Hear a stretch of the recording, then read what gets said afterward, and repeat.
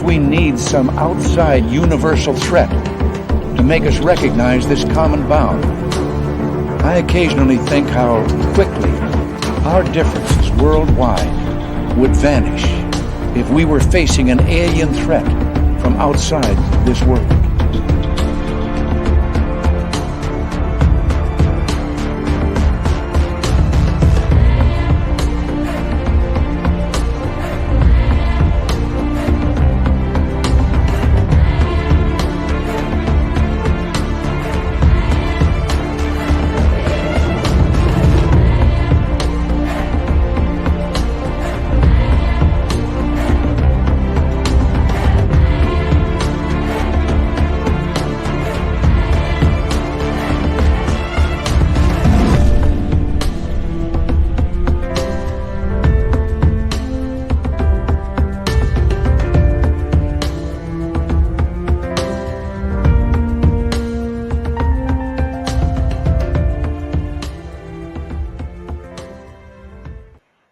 Hello and welcome to Spaced Out Radio tonight. My name is Dave Scott. Always good to have you here. You'll notice I'm not wearing headphones tonight.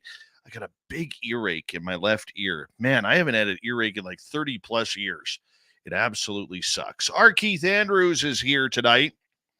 And we always like it when Keith is here. His pork chops are looking on par, 10 out of 10. You could fry them up and batter them up and eat them tonight. That's how big they are.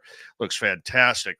And the best part about it is we have all of you as well, including Race Fan in the gold medal position. Necessary Dialogue with a silver, and Necessary Dialogue, thank you for kicking off this super chat tonight. We very much appreciate your love and support of SOR. Robert Lamoth with a bronze medal tonight. Hi, Nicole. Simon in Australia. And Kitty Cattywhack. Little Cam on YouTube. Little Cam bench pressing 550 pounds 182 times tonight. He's in shape for this one.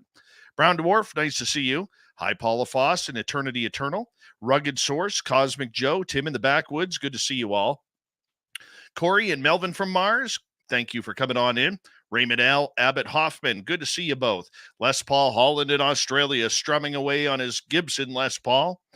Always a pleasure. You should see his guitar collection. It is amazing. T-Bone, my man, how are you? Thank you for coming on in. As we continue on with our roll call tonight, there's Tim Mothman and his goatee, two separate entities. Rough Rider wearing a watermelon on his head tonight because that's what Rider fans do. W. Decker, thank you for coming on in. W. Decker, we appreciate the super chat as well. Thank you very much for your love and support, my friend. I really do appreciate it. Thank you. Millennium, my man, how are you? Number 31 in your program, starting in goal tonight. From Stockholm, Sweden, Lars Jansson. There he is. Brown Dwarf, good to see you. As we continue on with our roll call, let us say hello to Human Carl, a great veteran of the United States Air Force. Thank you for your service, Human Carl. We love you around here. Continuing on, Stephanie Kenny Blankenship, nice to see you. And Scott B., what's happening? Thunderhead is here. Thunderhead will be signing autographs after the show as well. Line up to the right of the studio if you don't mind. To the right of the studio. Continuing on, there is Candy Wolf. Nice to see you. Operation Shutdown and Pam Harris. Thank you for coming on in. John Corner. How's it going, my man? Doug Shelby is here. The Doug Shelby has arrived, which means we can officially start this show. Scrolling on down. Up next, Skip to Malou. Good morning to you. And Algaray over on Twitch. Literally pressing 885 pounds with his legs tonight. He did that 217 times without even breaking a sweat. Yeah, he's ready for the show. Gary Roosin, good to see you, my man. How you been doing? Susan Alloway, thanks for coming on in. W. David Page, Rain, thank you for joining us. Hi, Mike Rivers. Karen in the Woo Train again. Tokeland, good to see you all. Red Foreman, about time you came back. How you doing? Alien Critter, good to see you again. It's been a while. As we continue on with our roll call here. Aaron Baca. Deanna Ann, welcome to SOR Chat. How you doing? I actually put some olive oil in my ear because that's it's eased it up a little bit. But I got to keep my finger out of there because it's just bugging the hell out of me. But thank you for coming on in, Deanna, and we welcome you to the show. Paranormal Brew, good to see you. Let's get the radio side going. Hello and welcome to the radio and podcast side of Spaced Out Radio tonight. My name is Dave Scott. We appreciate you tuning on in for the ET Connection with R Keith Andrews. Yeah, we're going to get going on that. We are in the middle of roll call, awaiting the arrival of Bill WD-40. And there he is, Bill WD-40, currently lubing us up for tonight's show, because you always want to go into a show nice and smooth. You never want to have that wiggle room, it rigid and uncomfortable. You need it smooth. That's why we got Bill WD-40 lubing us up as we speak. Ian McFadden, good morning to you. Try the volume. It might need to be turned up. Vanessa, thank you for coming on in. Hi, Chris. Teen, good to see you. And, of course, the Super Chat is open. It's a wonderful way to support what we do on this show. And you can shop at our Spaced Out Radio store. We do not have ugly swag, people. Throw those horns up. Let's rock.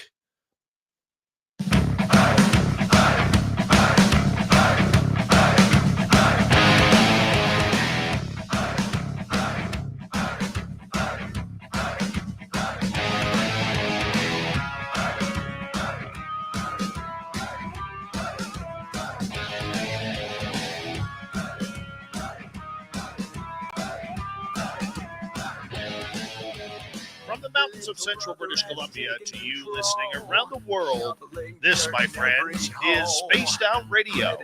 I am your host, Dave Scott, sitting in the captain's chair of SOR headquarters. We welcome you to tonight's show on our terrestrial affiliates around North America, digitally on Odyssey Radio, TalkStream Live, and KPNL. All of our archives are free. Join us at youtube.com/Spaced Out Radio. You will save me the favor, hit that subscribe button.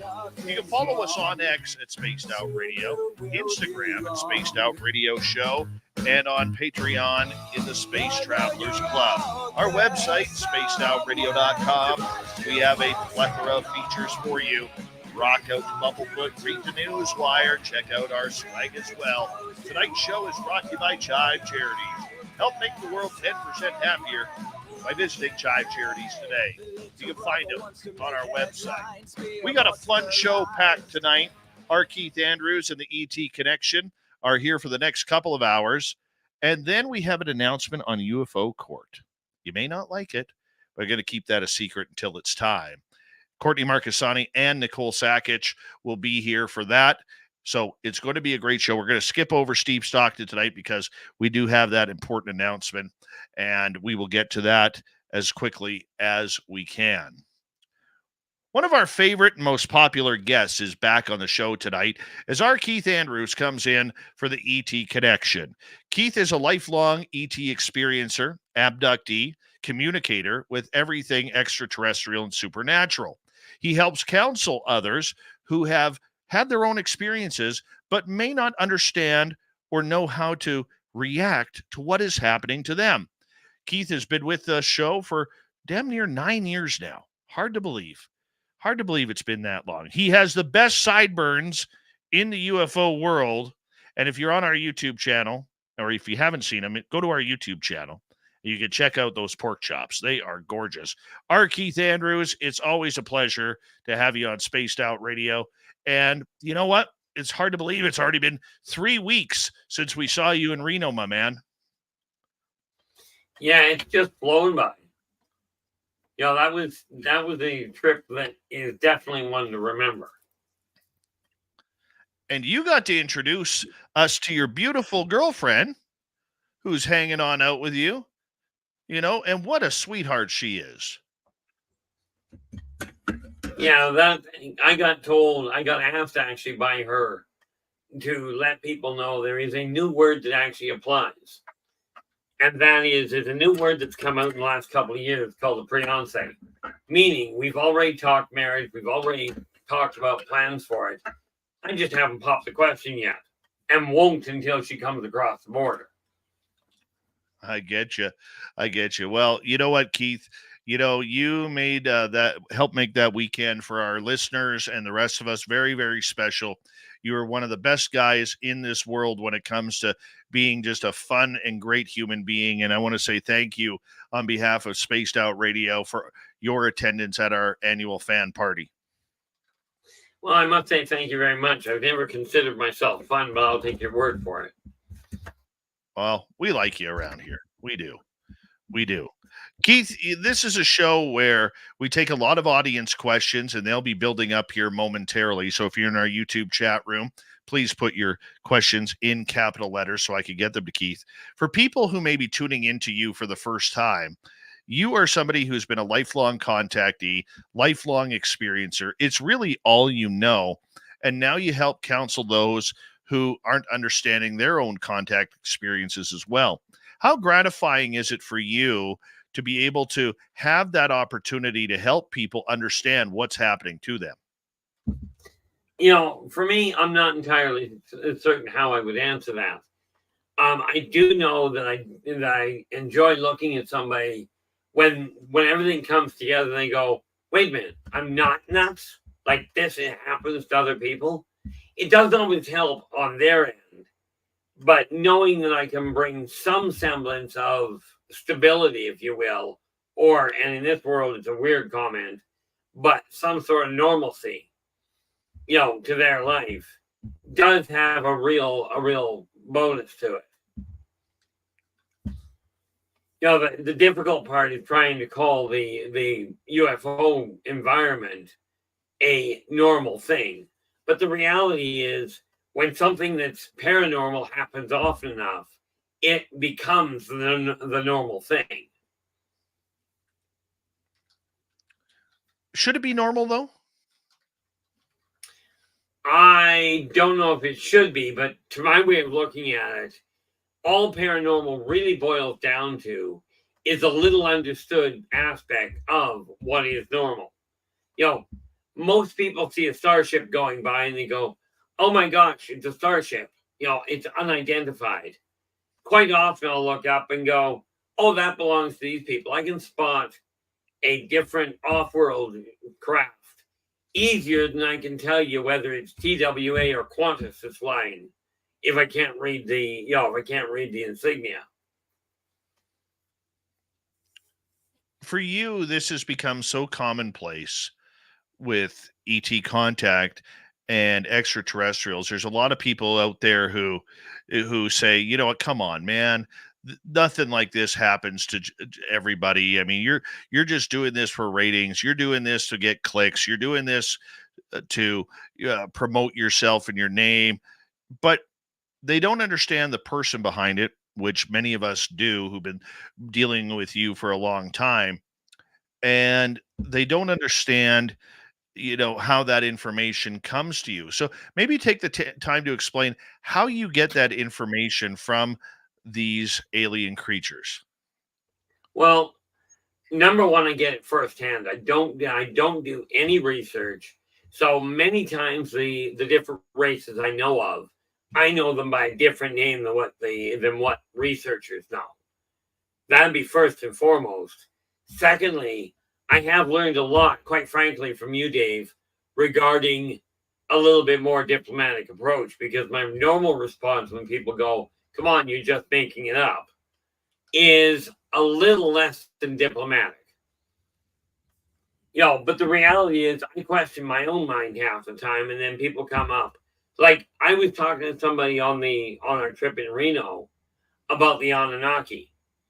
And I explained to them what I knew. And the guy looks at me and he goes, wait a minute, that's the same thing that they're telling that the researchers have uncovered.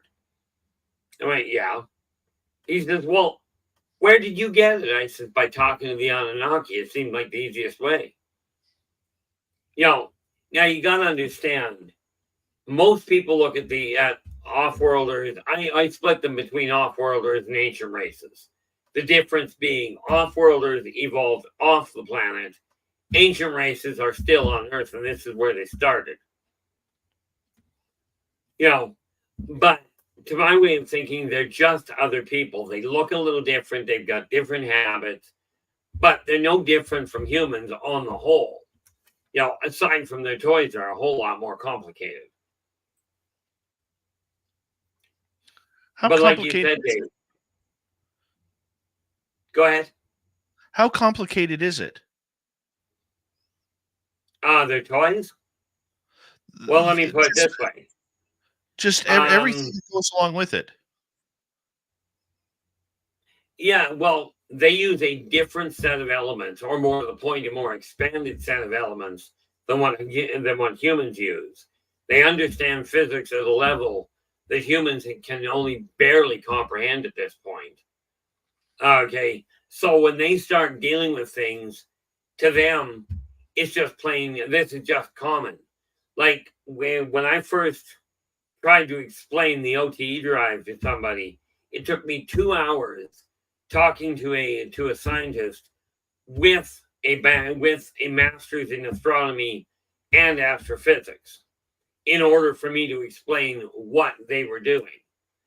You know, now I've got no grounding in modern science. I got thrown out of biology and chemistry in grade 8. So I don't have a scientific background.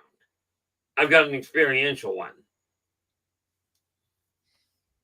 You know, the other thing too, Keith, is I don't think a lot of people know that you have helped because of your degree in breaking down of extraterrestrial species. You've helped people for documentaries, writing books, movies out there where you've helped educate them on the different type of species, and they've used your work, not just because it's you, because their research confirmed what you were saying, or you confirmed what their research was saying. Agreed. You know, now can I tell you exactly who? No. But this is just it. Somebody sent me a government document, and I have no idea where it is now, that corroborated, albeit by different names, because governments have a tendency of going species A1452. I go species Sarkon, because I don't get the names by designation. I get the names by what they call themselves. And granted, some of the names I have to piece together. And what I do is I call them by a name that sounds close. But let's face it, the Wailosh, are a water elemental. They do not speak human Terran very well in any language. You know, but somehow I managed to piece it together. Sometimes it's telepathic, sometimes it's simply an energetic transference where it comes to the language. But the advantage I've got over many, in my opinion, is I'm 61 now, which means I've had literally 59 years of personal research with these guys. Right now, I am looking at 100 and, just to bring you up to speed, sorry, Dave, I now have documented 122 races that I've personally dealt with head on. And yes, I question whether or not my mind is completely shot. And then I get people corroborating what I'm telling them. I'm going like, okay, I guess it's not entirely shot. You know, because to me, my life is more science fiction than anything else. But how do you argue with it when you get that many people corroborating it? Oh, very true. Very true, Keith. It's one of those things that, I think for a lot of people, they don't fully understand or comprehend how real this phenomena is. We still get a lot of people posting online saying, you believe in this crap? You believe in these alien things and what's going on? And the answer is yes, but it's still hard to fathom for a lot of people that this type of contact is out there. How do we convince people what's going on and what they are supposed to do with it? In a nutshell, Dave, you don't. The reality is you can tell people, you can give them all the written evidence you would like. it is one thing to believe in the theory behind it, but they really don't get it until they run headlong into it. It's what I've found. And all of a sudden it becomes all too real, and that's where I end up talking to them. Okay, quite often people will turn to come into organizations like MUFON.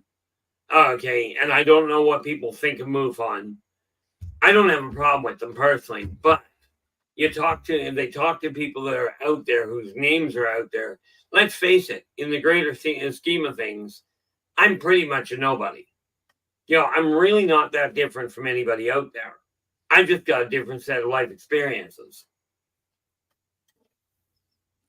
All right. R Keith Andrews of the ET Connection is here tonight on Spaced Out Radio. Keith, when you started out and decided that it was time to help people, how did that begin? Did people start reaching out to you, or did you just put it out to the universe that this was something you needed to do?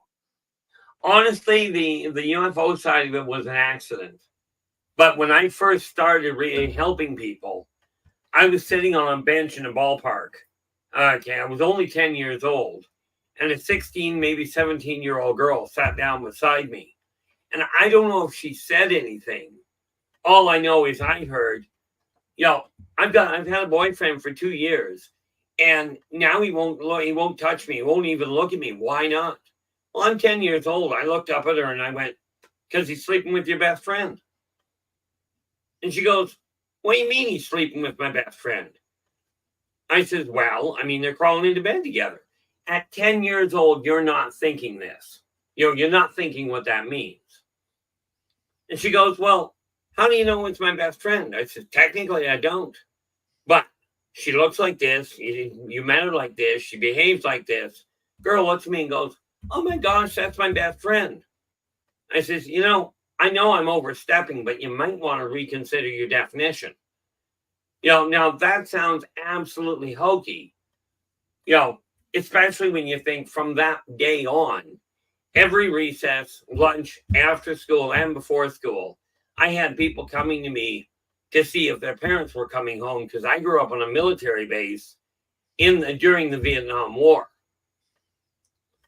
Now, it sounds way too trippy until you realize during my 30th grad reunion, the first guy I ran into, he looks at me and goes, weren't you one of the counselors? I said, no, not technically. I said, I was actually a student. I just did more work than the two counselors combined. And that's the way it's been my entire life. So, of course, in this case, I end up I went on Hazy Radio originally. I used to be on KGRA radio, but had a little bit of a problem with my mouth kicking into gear at the wrong time and got pulled from the show. And in all fairness, I didn't say anything on the show itself. I responded to a YouTube video I had seen. They took offense to it as near as I can figure. Next thing I knew, I wasn't on the air anymore, which really, I'm reclusive. I don't go out. I will be going out to events when I'm asked, but I don't actually go looking for them too far. I just go, you want to find me? Go ahead. It's not that hard. But that's where it started. The UFO side of it was a natural progression. You live in the south central British Columbia city of Kelowna. And yes. For some reason, the Okanagan area in the region seems to be a hotbed of UFOs when it comes to sightings, when it comes to landings, when it comes to seeing them race through the mountainsides that are gorgeously snow-tipped in that area in the middle of a desert. How active is your area? And how often are you seeing craft? I'm seeing them a minimum of 2 to 3 times a week. And they'll either, and sometimes it's not a question of seeing them, it's a question of seeing the stars disappear in sequence, telling you there's a ship there. but I can usually feel them. But they're all over the place up here, as well as a number of cryptids. So I mean, and as far as the off-worlders go, yeah, I know where there's a place where they literally land to remove people, like they hover above it to pick people off. It really is like no other place I've ever been. And I told them when I was a kid, I told myself, I want off this world. Mission accomplished. I forgot to say, don't bring me back. But in all the times I've gone, I've only missed the bed. They've only missed the bed once. Where'd you land? Oh, I landed with my right shoulder and right hip on the bed. Or sorry, my left shoulder and hip on the bed. My forehead on the corner of the table. And my right knee hit the floor hard enough to dislocate the leg. Oh, my. Oh, wow. Yeah. How long did it take you to get over that? Took me about a minute and a half. And just long enough to straighten my head out. I've got a thick skull anyway. My girlfriend, who had spent the night for the first time, and not my current one, but a former one, she saw me show up at the top of the room. Like literally, I just showed up in the room and dropped. And the relationship ended about 3 months later. The fact that this is normal for me does not make it normal for most people. All right. You ready for some audience questions? Absolutely. Let's start off with necessary dialogue. We got about 2.5 minutes before we go to break at the bottom of the hour. R Keith Andrews is our guest. Necessary dialogue is asking, has any ET just disappeared when the light gets turned on, but in the dark you see their outline? Great question to kick things off. Sanguinan are like that. They will, depending on the light. Sanguinan do not like being in the light. Just to be clear, Sanguinan you would call a vampire, and they don't like being in the light where they can be seen. There's a number of others that will do the same thing, for varying different reasons. But when you start looking at them, I think the biggest challenge is when you take a look at if you look at Yumion, you won't see a Yumion in broad daylight or in broad room light because they're essentially they'll blend out. The light will make them fade in a sense. Turn the light off, they glow. Makes it relatively easy to see. But you got to remember, these are photonic rays. Could they phase in and out as light comes in? They can. Before you go on that road, though, they do not pass through solid walls. They are literally photons. Or comprised of. Much like humans are comprised of protein cells, Yumion are comprised of photonic cells. Combination of photonic and gravitonic. Which, yes, does mean in a pinch they can take on solid form. You don't want to get into a combat with these guys. All right, Keith, I'm going to get you to hold on right there because when we come back on the ET Connection with R Keith Andrews right here on Spaced Out Radio, we're going to get into more audience questions. The audience dictates this show because Keith is here to answer a bunch of your questions about extraterrestrials, alien contact, alien abduction, hybrid programs, and how to grow great sidebirds. It all connects into one with R Keith Andrews and the ET Connection. My name is Dave Scott. This is Spaced Out Radio, and we're so glad that you are tuning us in tonight and having some fun with us. We'll be right back. We'll turn up the woo as well.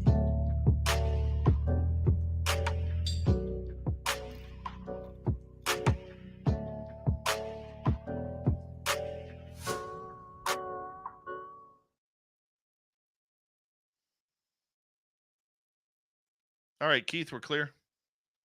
Absolutely. All right, let's say hello tonight to CJ Barry, just coming in. Rich Buddy, welcome back. Badass Billy Gunn, he's an ass man. Welcome back. Puck Elf, good to see you. Big high five for you. I like a good high five. Always have.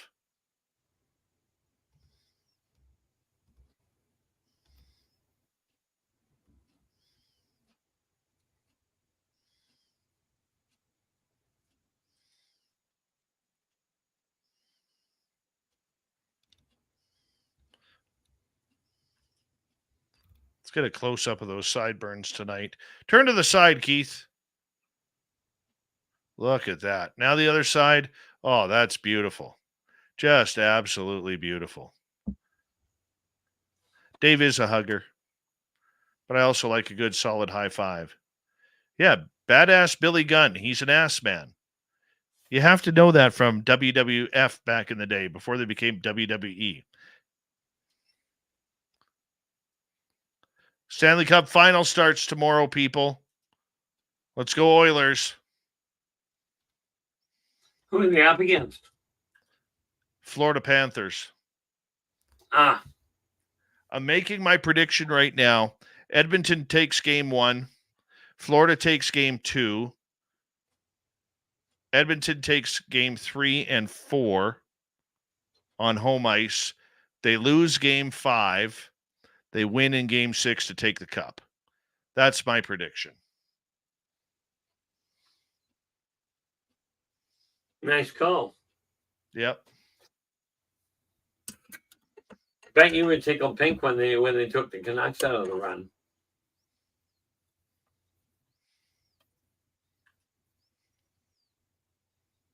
Oilers in 8.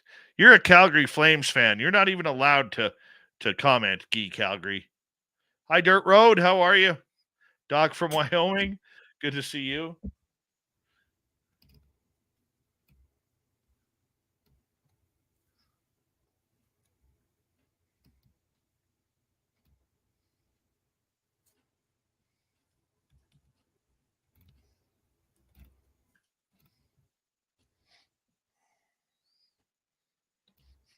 I'll be happy when I'm over this cold.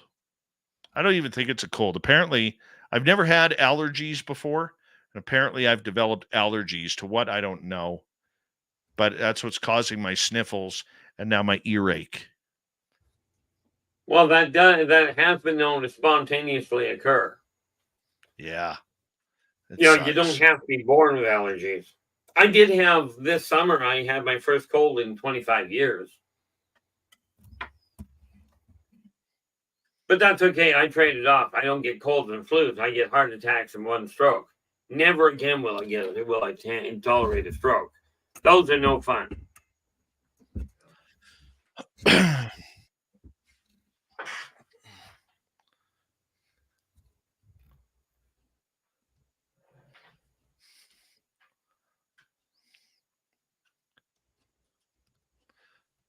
All right. Where are we here? Thank you, purple-haired pixie, Lara. I love ya. Cosmic Joe, how you doing tonight, my man?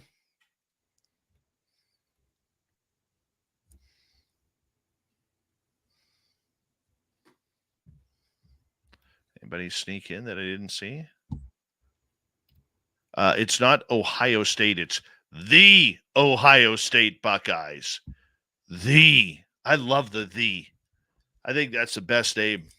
The Ohio State Buckeyes. It's so classic. I would say they are my favorite college football team. Them or Clemson.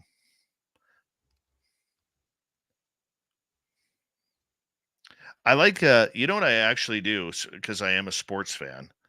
I actually like going on YouTube and seeing the different home game rituals of these teams.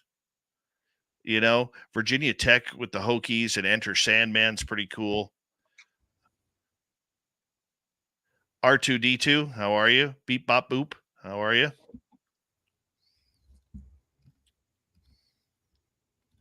And Joanne, how are you?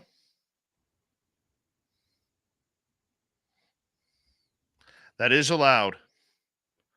That is allowed, the ferret.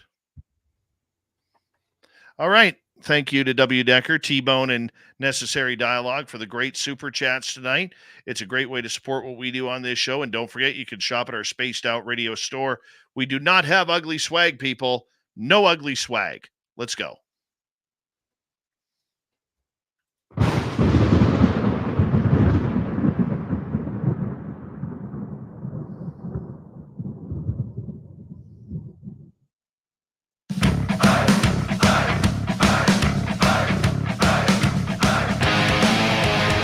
Here we go with the second half hour of Spaced Out Radio tonight. Good to have you with us. My name is Dave Scott. We always appreciate earning your listening ears wherever you are on this beautiful planet we call Earth. Hi to everyone listening in around the world. And I want to remind you that you can always check out our free archives by going to youtube.com/Spaced Out Radio. Do old Davey the favor, hit that subscribe button. Our website, spacedoutradio.com. We have a plethora of features for you. Rock out to Bumblefoot, read the news wire, check out our swag as well. Follow us on X at Spaced Out Radio, Instagram at Spaced Out Radio Show, and on Patreon in the Space Travelers Club. All right, here we go. R Keith Andrews of the ET Connection continues right now, where we're taking a bunch of questions from our audience and asking Keith everything to do with extraterrestrials, aliens, time travelers, UFOs, and anything in between. Keith, thank you so much for being here, my man. How you doing? Thank you so much for having us and for having me. Keeping myself busy, to say the least, but not doing bad at all. All right, ready for some audience questions? Absolutely. Let's go to J Truth Seeker. I'd like to know if R. Keith knows anything about the mysterious ET UFO people commonly seen around Comox and Kamloops, British Columbia. Well, I know which ones I know over there. Now, I have to know what people are seeing to be able to identify them. I can tell you that I know for an absolute certainty are there. The Strathosians are there working in tandem with the Canadian military.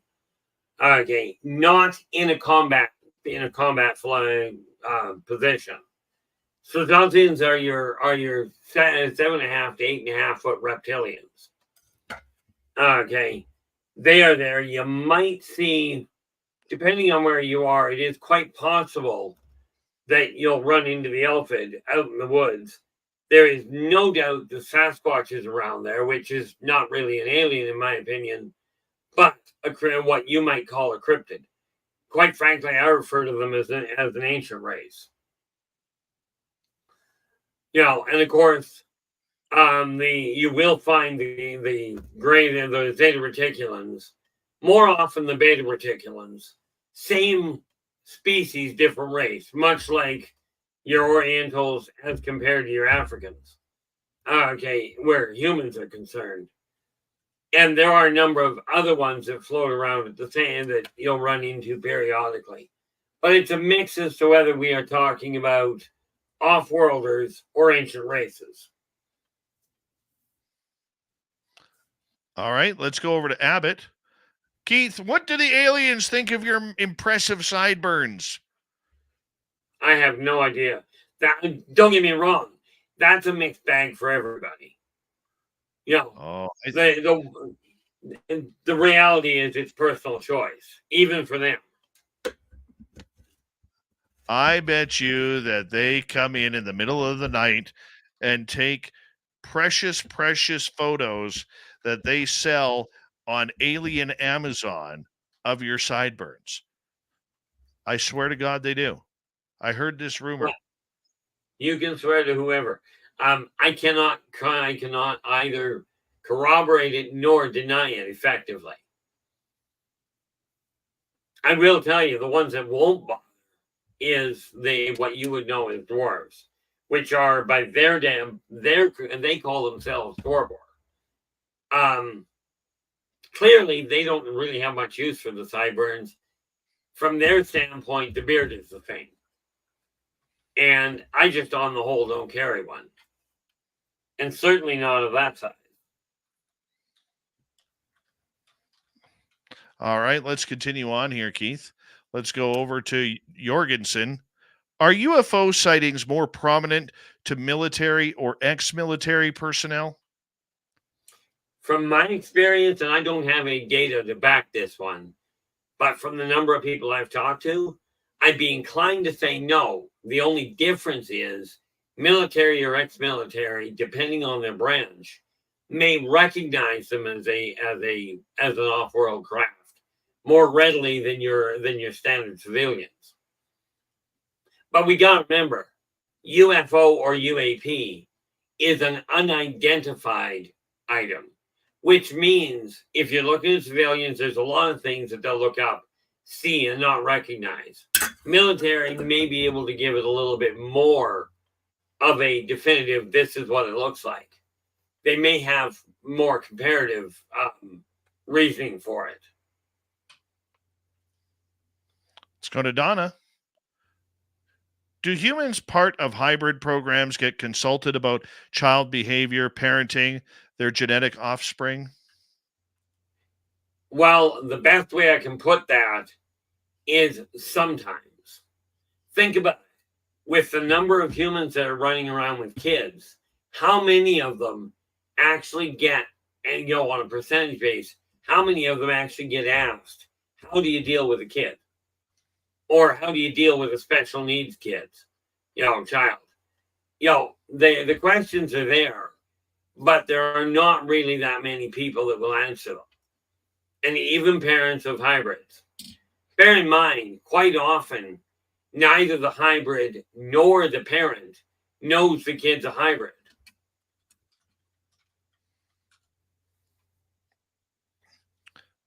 How relevant and prominent is the hybrid program?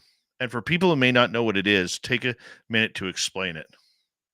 Well, the hybrid program was designed by the Zeta Reticulans. Okay. And what you would know as grays. Now, the reason it was built is because even humans know that cultural memory is held in the DNA. Now, you can take a computer and program it as a linguistic translator, but you'll miss the heart of the meaning in all likelihood. So what the Zeta Reticulans did was they combine two different races. Often they will use medical, if you will, splicing to create a hybrid where the hybrid naturally and instinctively knows the culture of both races that it's comprised of. The reason they turn to humans is because humans with the triple DNA are easier. Number one, they are more adaptable to the hybridization program. And number two, if they do break, they're easier to repair. This is why humans are used. Because they are kind of unique in that department. All right, let's move on. They don't tend to eat people when they get agitated. Yeah, you don't want that to be eaten by aliens. That's very true. Yeah. Let's go to Stargazer. How do we know if we have an alien encounter? If they are a threat or harmless? Well, let's start with the threat thing. We still have civilization on the planet. They're not a threat. Okay, it's that black and white. Now, harmless, it depends on your definition. Okay, because unfortunately, it's an experiential thing. How do you know if you have an alien encounter? More often than not, you're left feeling like something's off kilter, and that's going to take some time to piece together. Now, before anybody asks that, no, I will not come right out and tell somebody when I look at them. I won't go, oh, you may be a hybrid. I'm not opening that door. If you feel you are one, absolutely ask. And, if I feel it's corroborating evidence, I will go through my own way of looking at it before I put my foot in my mouth, as it were. The reality is missing time is a real big indicator. it is not proof, because some people will black out of their own accord. Okay. The other issue is if your diet or your health all of a sudden takes a massive change. Like, let's say, for instance, that prior to the event, let's say you just absolutely hated meat. You were absolutely a vegan. Okay. And then you get this encounter, and the next thing you know, oh, look, you've got a craving for beef. Odds are something went down that was a little off kilter. There's no absolute black and white. If this happened, you were taken. Okay. Missing time is a pretty solid indicator. Sometimes it's revealed because you're having repeated nightmares that show things that you cannot logically, if you will, track to a movie you watched. Okay. And a lot of people will look at it and go, I've literally seen people go, I watched this movie, and, is it possible that I had this problem? 9 times out of 10, the answer is, yeah, it's possible, but it's highly improbable. All right, let's continue on. Abbott would like to know, is Ogopogo, which is the sea monster in Okanagan Lake right by your house, an alien birther? No.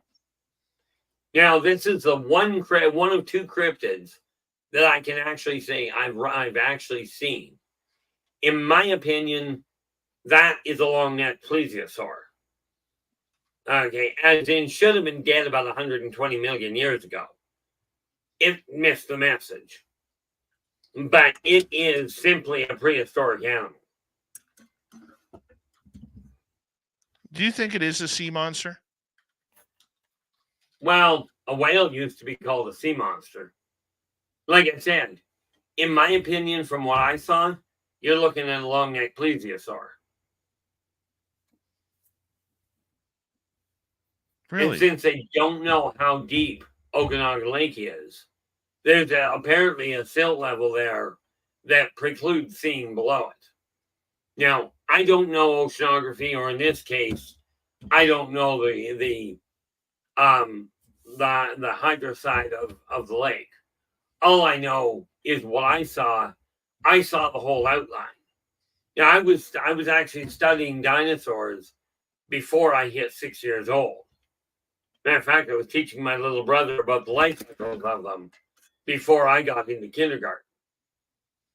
So when I saw the Ogopogo myself, I'm like, okay, well, I know what that is. Can't prove it. And I'm not going to go into what scientists are proving, because I got no knowledge at all of what they're up to. Well, you know what? I know there are a bunch of cave systems underneath Okanagan Lake. Divers have seen those. Okay, Yes. They've been in those. And there is one island around there called Rattlesnake Island that happens to have a lot of ET experiences. Yeah, I know Rattlesnake Island. That's where the clambake started back in 2003 with lightning strike. Yes. And so I know that I also know that Okanagan Lake also drains into the Columbia River, which has an Okanagan Lake is a spawning ground for the giant white sturgeon. And that's what I always thought it possibly could be. I'm just not sure of it, but people like you have seen it. I have not. I'd probably freak out if I did and never dip my pinky toes in Okanagan Lake again. I'd only worry about if you run into Ogopogo up on the road. That would be concerning. Has it ever been spotted outside the water? Not that I'm aware of. But then again, like I said, I don't research it. I just happened to be coming down the road towards the floating bridge at the time when I saw it. And of course, because of where I was, I could see the silhouette under the water. That's why I said, in my opinion, it's a long-necked plesiosaur. How big was it? That is an excellent question, but it was big. Do you know what the best I can tell you is it was bigger than the Fintry Queen, which is a paddle wheel boat. I think it's been moved up to Vernon now, the Fintry, I mean.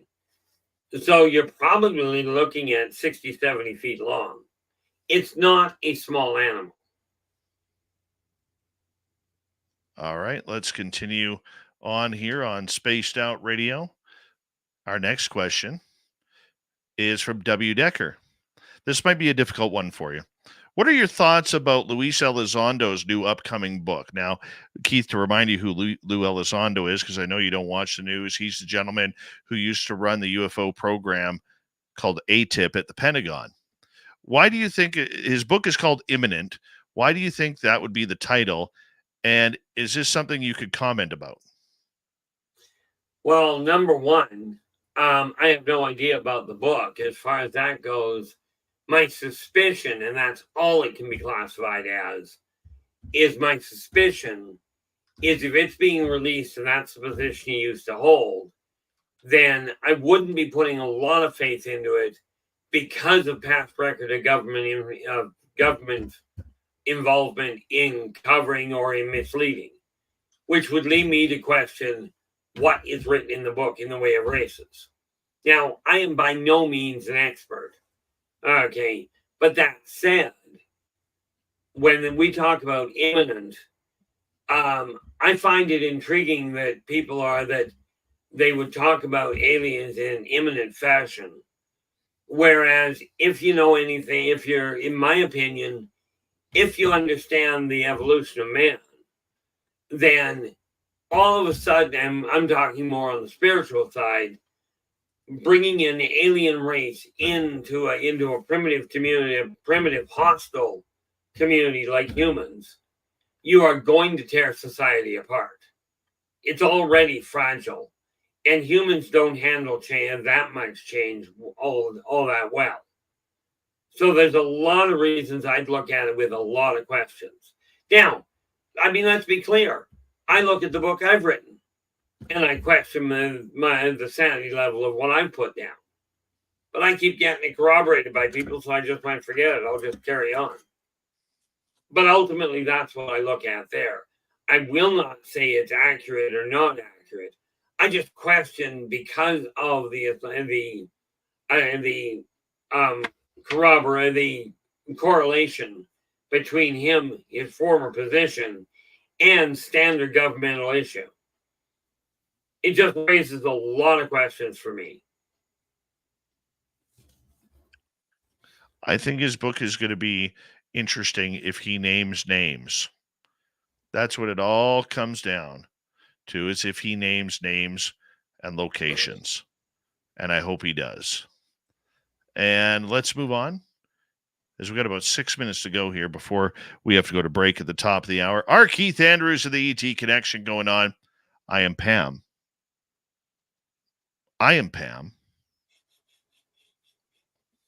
Asks R Keith, when was your last abduction? What happened? It depends on what today is. I can tell you 4 days ago, if that helps. I just don't know what today. Well, today's Friday. That would make it Monday. And that would have been because of a little altercation that they were having. We're in the middle of discussing things with the Zeron. The Zeron are inbound. They won't be here for probably another 70 years or so. So it's long distance communication at this point.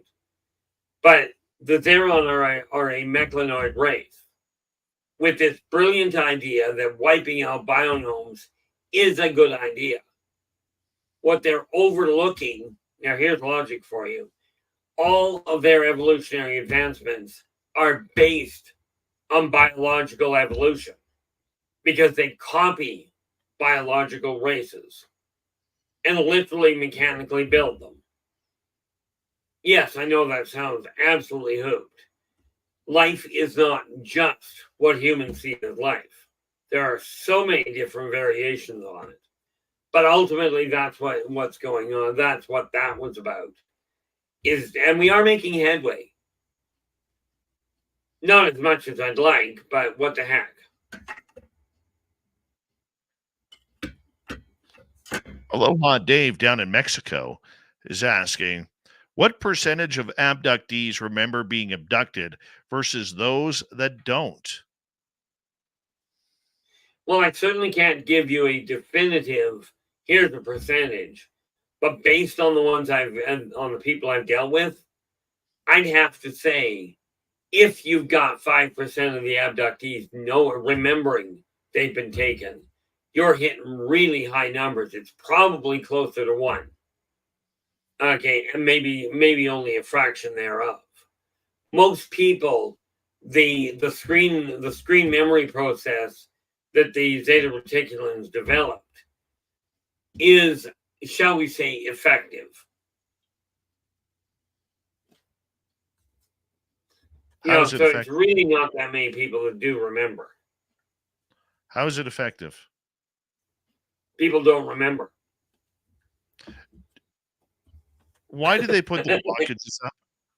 Why did they put The the reason blockages for up it, so we the blockages are put there so humans can hopefully continue with an uninterrupted life, where they go back.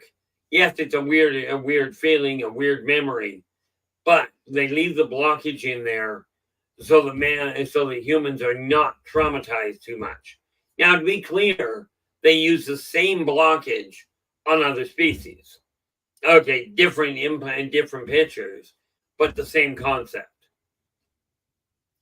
It's a way of making sure that the hybridization program takes properly without unduly altering the course of civilization, of the evolution of civilization, which is one of their biggest concerns. Or more to the point, it's the consortium's biggest concern. Let's continue on here. We got time for one more question, Keith. Let's go to Millennium. What do your off-world friends think of music like AC/DC? It's alien. It's different, but it's no different than country or country music or pop music or any of the others.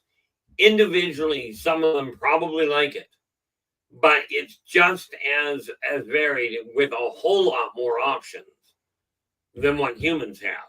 See, AC/DC, yes, is really big on Earth, but off Earth there is so much more competition.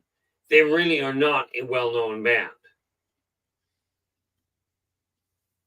Well, for those about to rock, we salute you. Let's see if we can sneak in one more from T-Bone. How many water species have you met, and can you please describe them? I'd be hard pressed to drop you a number right off the bat, but I will tell you, when you take a look at the Wailosh are a water elemental.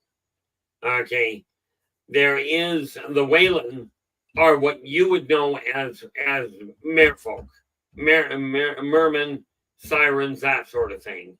And of course, you do have the sea elf, and I forget offhand what they actually call themselves, but they're an elfin race that lives at the bottom of the Marianas Trench, below the silt barrier. Then you've got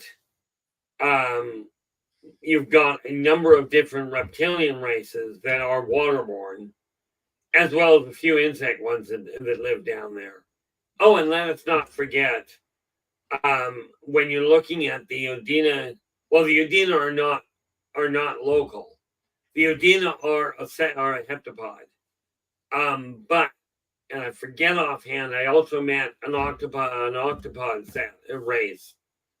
Okay, look very much like modern, like Terran octopus. So I'm probably looking at a dozen or so, at a rough guess. Awesome. Keith, stick around. We got you for another hour here on Spaced Out Radio. My name is Dave Scott. We very much appreciate you tuning us on in tonight on the big show. R Keith Andrews and the ET Connection. We continue with audience questions right after this. We'll be right back.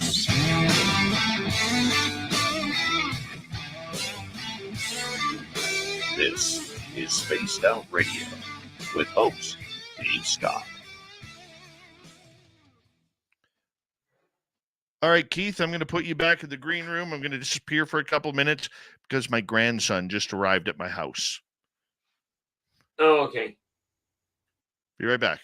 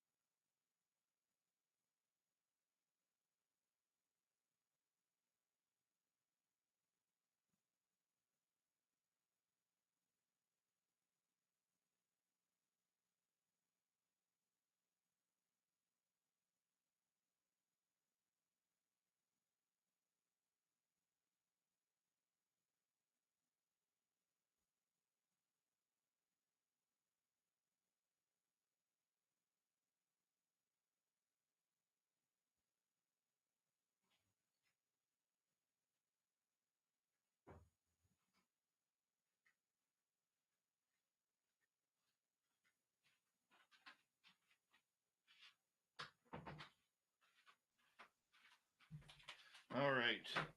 I got my grandson fix. I am back.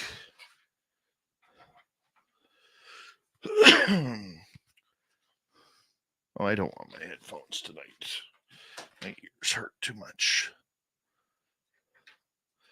All right, let's bring R Keith Andrews back in.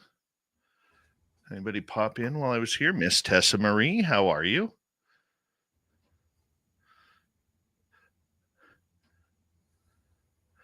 And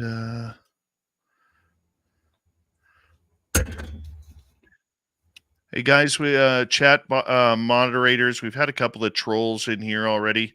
Can we make sure that we watch any new people who come in? Thank you. I blocked a couple already.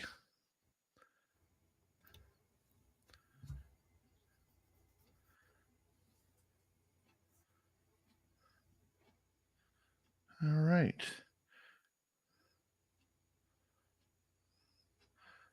Oob to Joe's Main. Get your pointy sticks ready if you don't mind.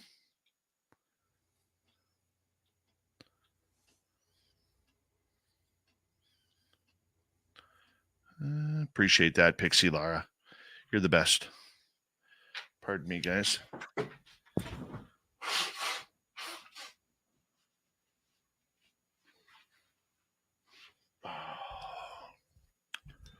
Hi, Eva. Big thank you tonight to Aloha Dave, Bob, T-Bone with 2, and Necessary Dialogue at W. Decker for the super chats. Very much appreciate the love and support, everyone. Thank you very, very much. And we're going to get going here in 10 seconds. Don't forget, you can shop at our Spaced Out Radio store. We do not have ugly swag, people.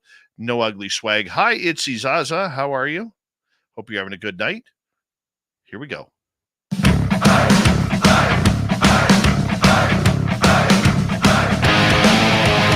Here we go with the second hour of Spaced Out Radio tonight. Good to have you with us.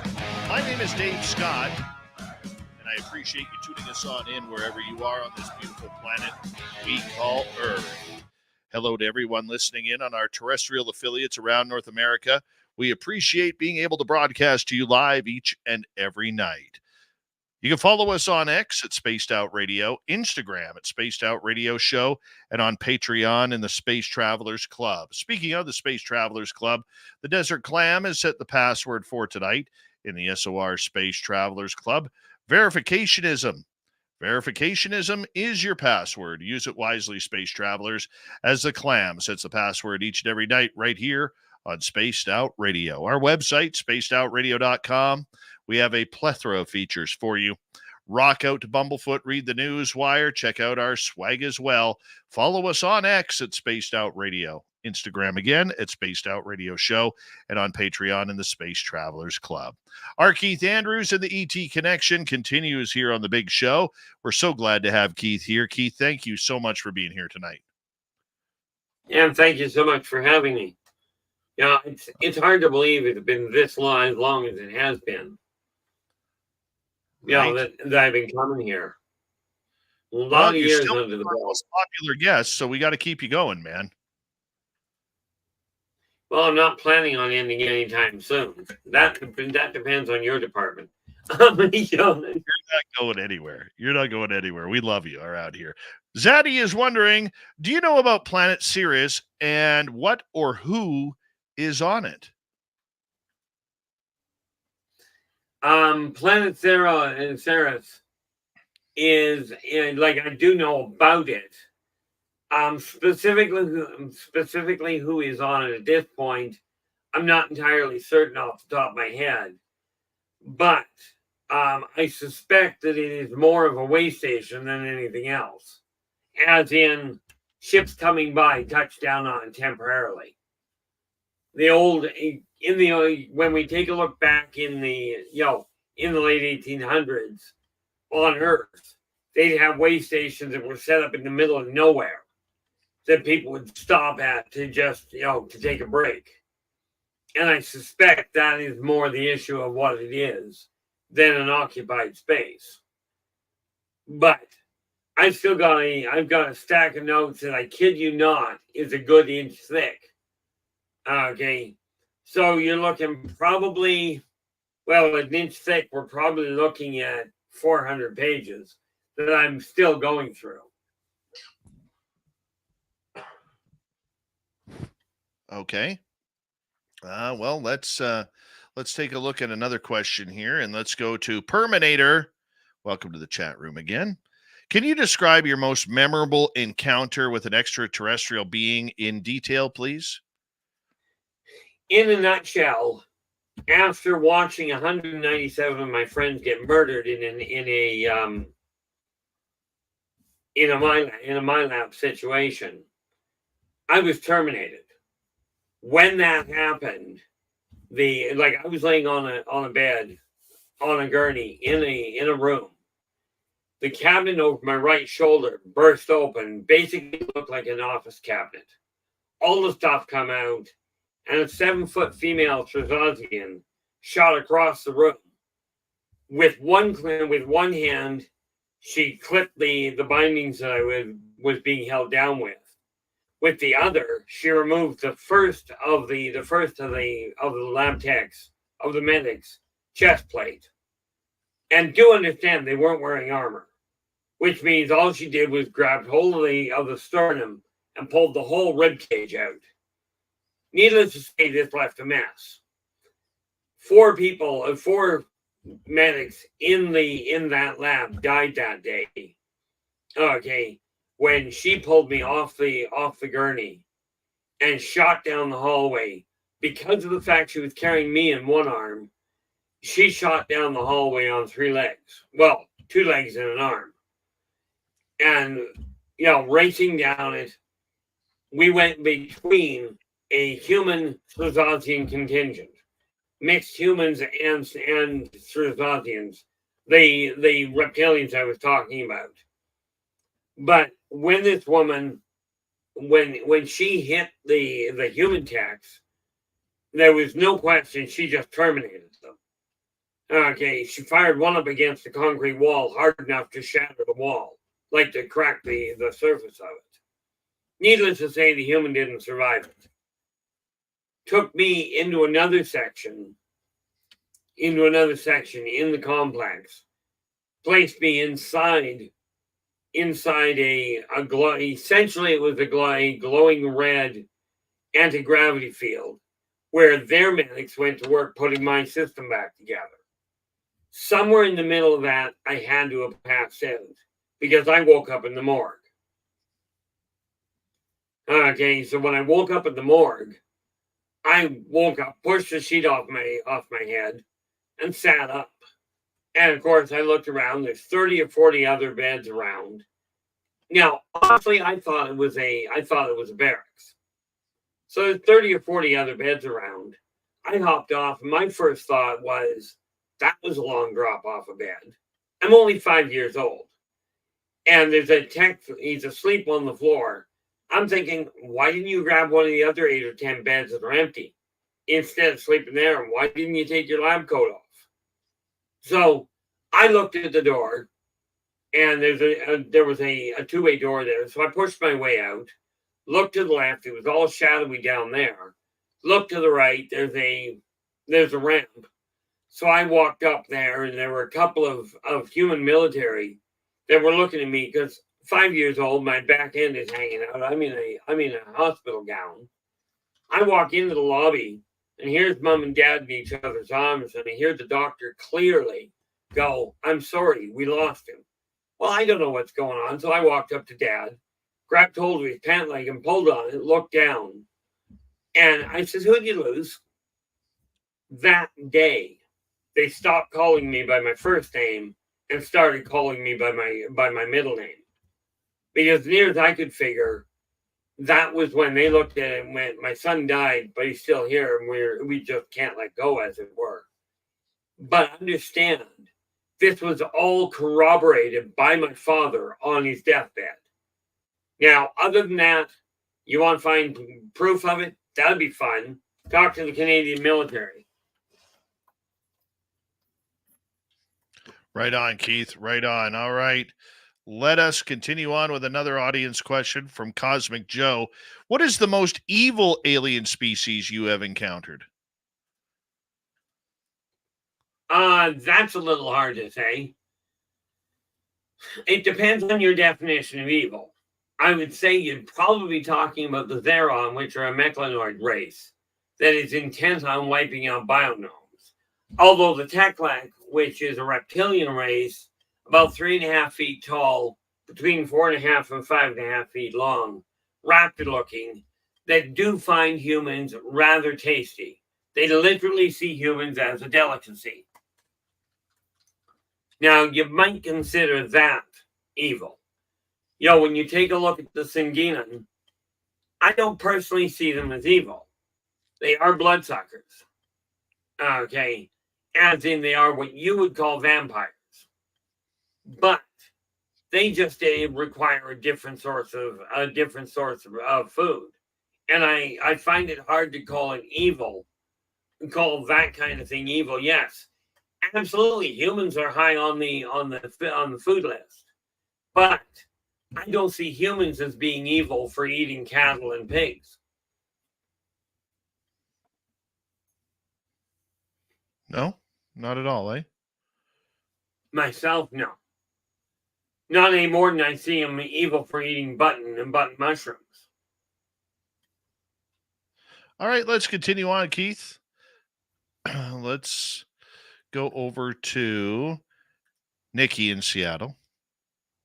Keith, which race of ET, flies the saucers? The Zeta Reticulan and the Beta Reticulan fly what you would consider a standard saucer. The saucers that have a bubble on top of them, those are Martokian. And to be clear, the Martokians come from Mars. They are green, but they are not little. But those are the two that have the most common of the actual saucers that you see. Okay, let's go to another one. So to Moody, I love this comment by Moody, by the way. In the Galactic Federation, Keith is known to have spread the popularity of fantastic sideburns. Even hairless species like the Greys purchase special synthetic sideburns to fit in. Greetings, SOR. I love that comment.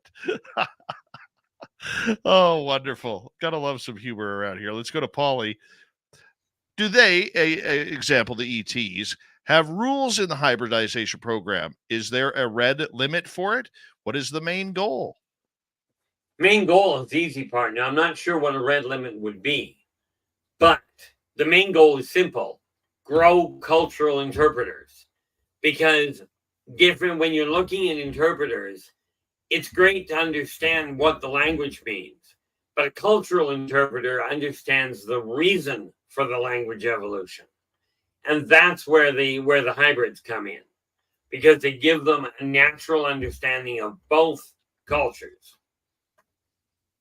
But that is ultimately the purpose of it. All right. Somebody's bound to be going, oh, they're looking to make spies. And that is not the purpose of the hybridization program. This does not mean that some hybrids don't take on that role. But that's their issue, not the purpose of the program. All right, let's continue on here. Let's go over to the Chronicles of Stillwaters. Keith, have you ever thought of sleeping with a Fitbit watch to monitor your abductions, aka missing time, no data registered? Not honestly, I really haven't. But then I don't see the abductions as a big problem. To me, they're as normal as going to bed and waking up at 2 o'clock in the morning. It's just a normal thing for me. Most people look at abductions as it's a real disruption to the way your life is going, and you don't understand it. So there's a lot of fear that usually goes hand in hand. For me, it has become normal. This is why I don't look at it in the same way. So, and besides that, the Fitbit watches, or more to the point, electronics, have a tendency of doing really silly things for me. So I wouldn't trust the information anyway. All right, moving on. Let's go over to Nikki in Seattle again. Keith, I saw a human U.S. military walking side by side with what I was told by a female ET was male ETs 9 feet tall. Tawny taupe, pale brown, leathery skin, bent backwards legs, aggressive. What type of ET? Well, you're going to have to clarify one small little thing. What is taupe? I'm sorry, I didn't hear that. No. I said, what is taupe? Taupe is like a, how do you put it? It's like a muddy brown kind of thing. Oh, okay. What we got? 9 feet tall. That sounds like you're probably dealing with, in all likelihood, you're likely dealing with an Anunnaki. A really short one. No, it won't be Anunnaki. 9's too small. I will have to take a look into that one, to be frank. All right, let's continue on. Let's go over to Polly. Crop circles. What do we need to understand them? Might be an idea to start with a basic understanding of triphasic interspatial navigation. In other words, looking at today, tomorrow, and yesterday at the same time, and here, there, and everywhere in between as the same place. Then you've got to look at the navigation. That's just a start. Okay, they are quite often, they are simply signs designed to be seen from outer space, as, if you will, either directions to what's going on. Sometimes it is literally, we're heading for a party in the bush. This is where you're headed. This is where you need to go. And yeah, I know how that sounds. Off-worlders and humans are essentially the same type of people with different toys. But, like, I've seen some. I saw one. There was one in particular that was literally a jump point to a planet, to an area just outside Pluto. Okay, far enough outside Pluto that when you hit the jump, you don't tear the fabric of the magnetic field holding the galaxy together. All right, ultimately, that's what they're for. Let's move on to another question here. This time it's from Sierra. Do the aliens that abduct you need to go to the toilet like humans do? That would caught me off guard. That depends on the alien. The urinary tract of humans, okay, the urinary, and for that matter, the solid repository for humans is not the same for other races, for all other races. Okay, there are some, and it's going to sound really gross. Some of them exude their waste product out of their skin. Okay, and I forget the name offhand. It's in book 2. There's one race that literally leaves it on the ground behind them. And that's literally what all they do is their waste goes out the bottom end and away they go. But humans see it as unsanitary. There are races that see that as a form of refined food. Much like birds and some other animals on Earth will regurgitate food in order for their young to eat. Some races regurgitate it right through the skin.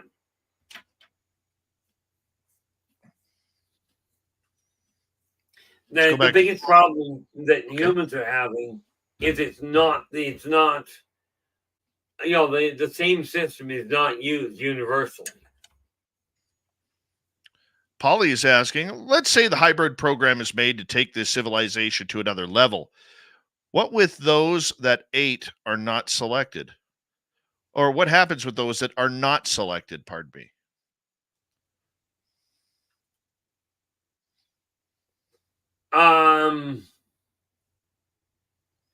Number one, the hybrid program is just flat out, and I don't know how to put this any other way. It is not to enhance or alter man's civilizational evolution. It's just not. Okay, that is literally forbidden by the consortium.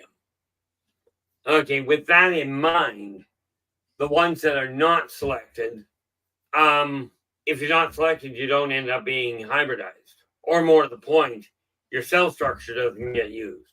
But if you're not being used for the program, the abductee is returned essentially unharmed. I mean, yes, there's the experience and the memories, but there's nothing they can do other than what they've already attempted.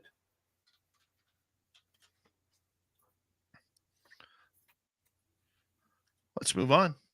Paramarv wants to know, as we got about 4 minutes left, Keith. Okay. You mentioned that the ETs block memories so we can maintain normalcy in our lives. Have they ever related their general impressions of how we humans react to their abductions? Some of them, depending on which race we're talking about, some of them, like the Zeta Reticulans, do their level best to accommodate that. This is why the Zetas bring the Gedefni with them. The Gedefni, for your guys' standpoint, is the Nords. Okay, the Nordic race. They themselves are referred to as the Gedefni. They come to help humans relax a little. Now, if we take a look at the Vegans, they've got no pain center. You can literally remove a Vegan's arm, and the only thing he'll notice is he can't pick up anything on that side of his body anymore. Other than that, they don't register it.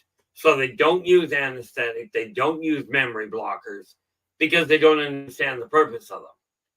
But that's ultimately what you're looking at. You know, the Zeta Reticulan are trying to leave humans in as stable shape as they can to be able to continue on with an uninterrupted life. Unfortunately, it doesn't always work out that way.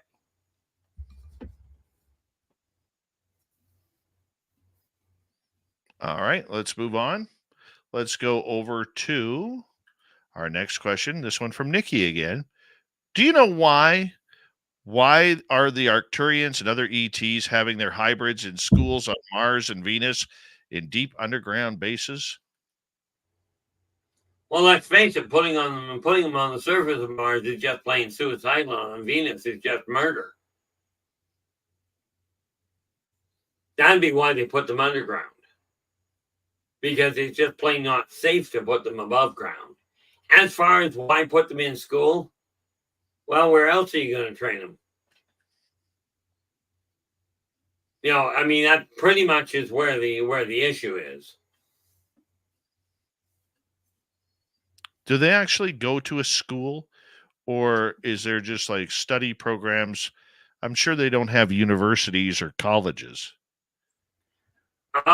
Essentially they do. They're a different setup.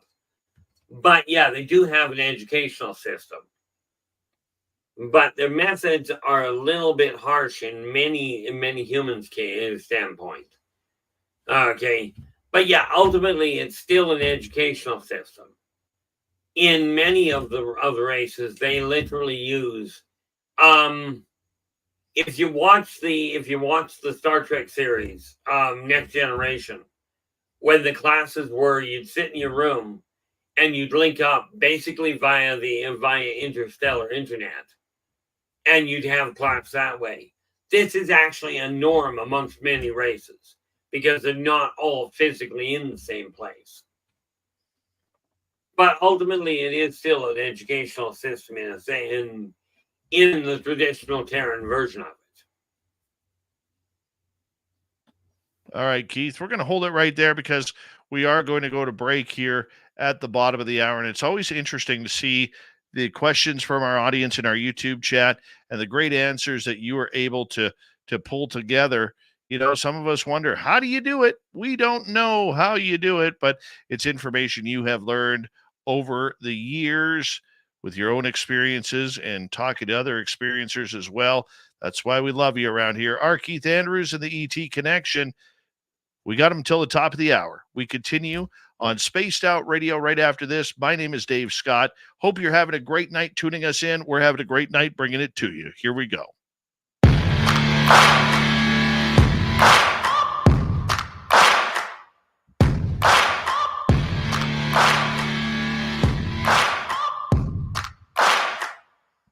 You're listening to Spaced Out Radio with your host, Dave Scott.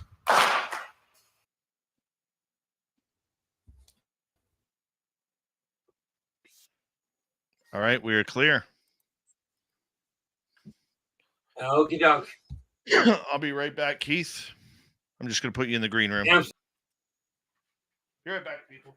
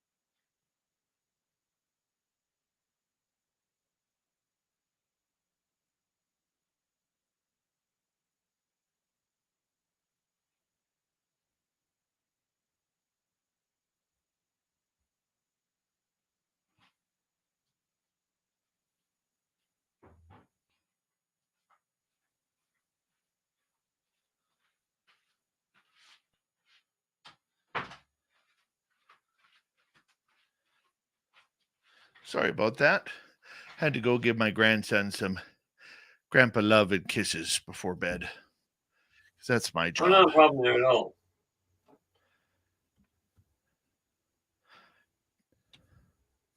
The way I figure it, family has to come first.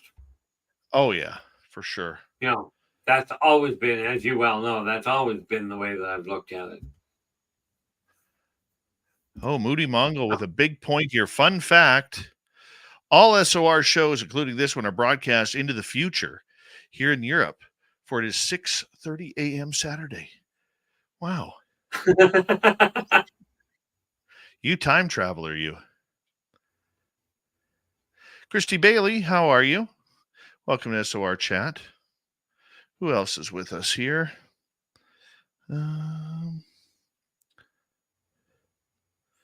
R Keith Andrews on YouTube. CS, good evening to you.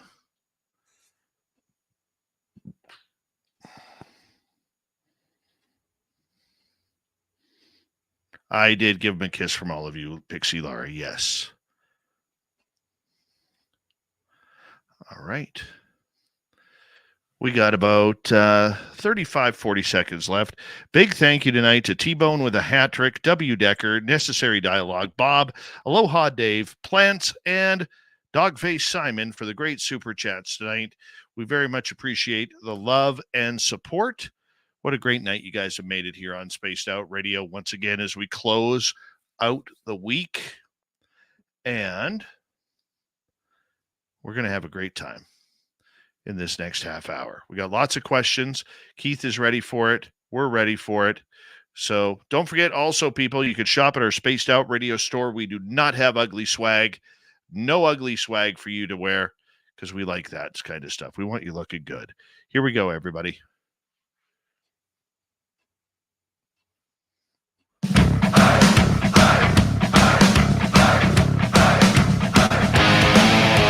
All right, we've kicked off the second half of Spaced Out Radio tonight. We're talking all things aliens and extraterrestrials with R Keith Andrews.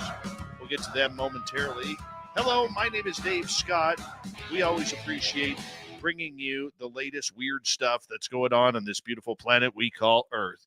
Reminder to all of you that if you missed portions of this show or others, you can always check out our free archives by going to youtube.com/Spaced Out Radio. Do old Davey the favor, hit that subscribe button. Our website, spacedoutradio.com. We have a plethora of features for you. Rock out to Bumblefoot, read the news wire, check out our swag as well. Follow us on X at Spaced Out Radio, Instagram at Spaced Out Radio Show, and on Patreon in the Space Travelers Club. Let's get right to it. R Keith Andrews, the ET Connection. We got audience questions here, Keith. We're going to start off with Simon in Australia. He lives in the future, by the way. He's asking, Keith, has your interactions with different species affected your direction in your art or painting in any way? Well, if we call the art my writing, certainly. Okay, as far as art, painting and what have you, not really. The reality is I'm not good at either. And we're just not going to talk about my drawing. But the Illuminating Chronicles I've written, many of the races that are included there are literally taken from the races I've run into, both ancient and off-world, as well as many of the creatures I've run into. So yeah, my interactions definitely have an impact on the way that I write, that I convey. You know, depending on the genre I'm writing in. All right, moving on. Let's go to Guy in Calgary. Human hybrids being used as super soldiers across the stars. Can you explain this a little bit? Well, number one, I wouldn't bet on them using human hybrids as super soldiers across the stars. Humans are way, way, way too fragile. Now, using them on Earth, that would not be a shock.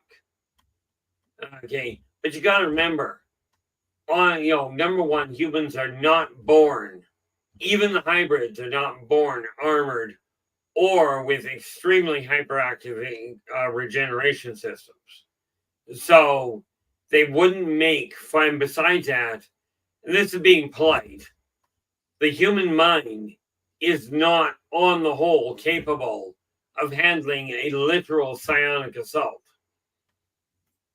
Humans will more readily than not have the brain liquefied with the right frequency. So humans call the hybrids, or call the super soldier program, super soldiers. That's kind of like a linebacker looking at a pedestrian and going, there's a super soldier. If you're dealing with off-world, understand, let's take the Sarkon, 15 to 30 feet tall. A human is not a real good competition point. Yeah, we're not going to be doing much there. Not going to be doing much whatsoever.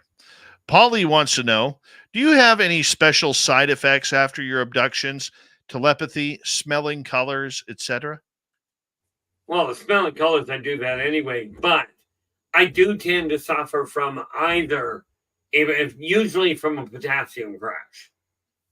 Okay, is either that or I end up with a calcium crash. So, yeah, I end up sometimes very, very tired, depending on how long or where I went.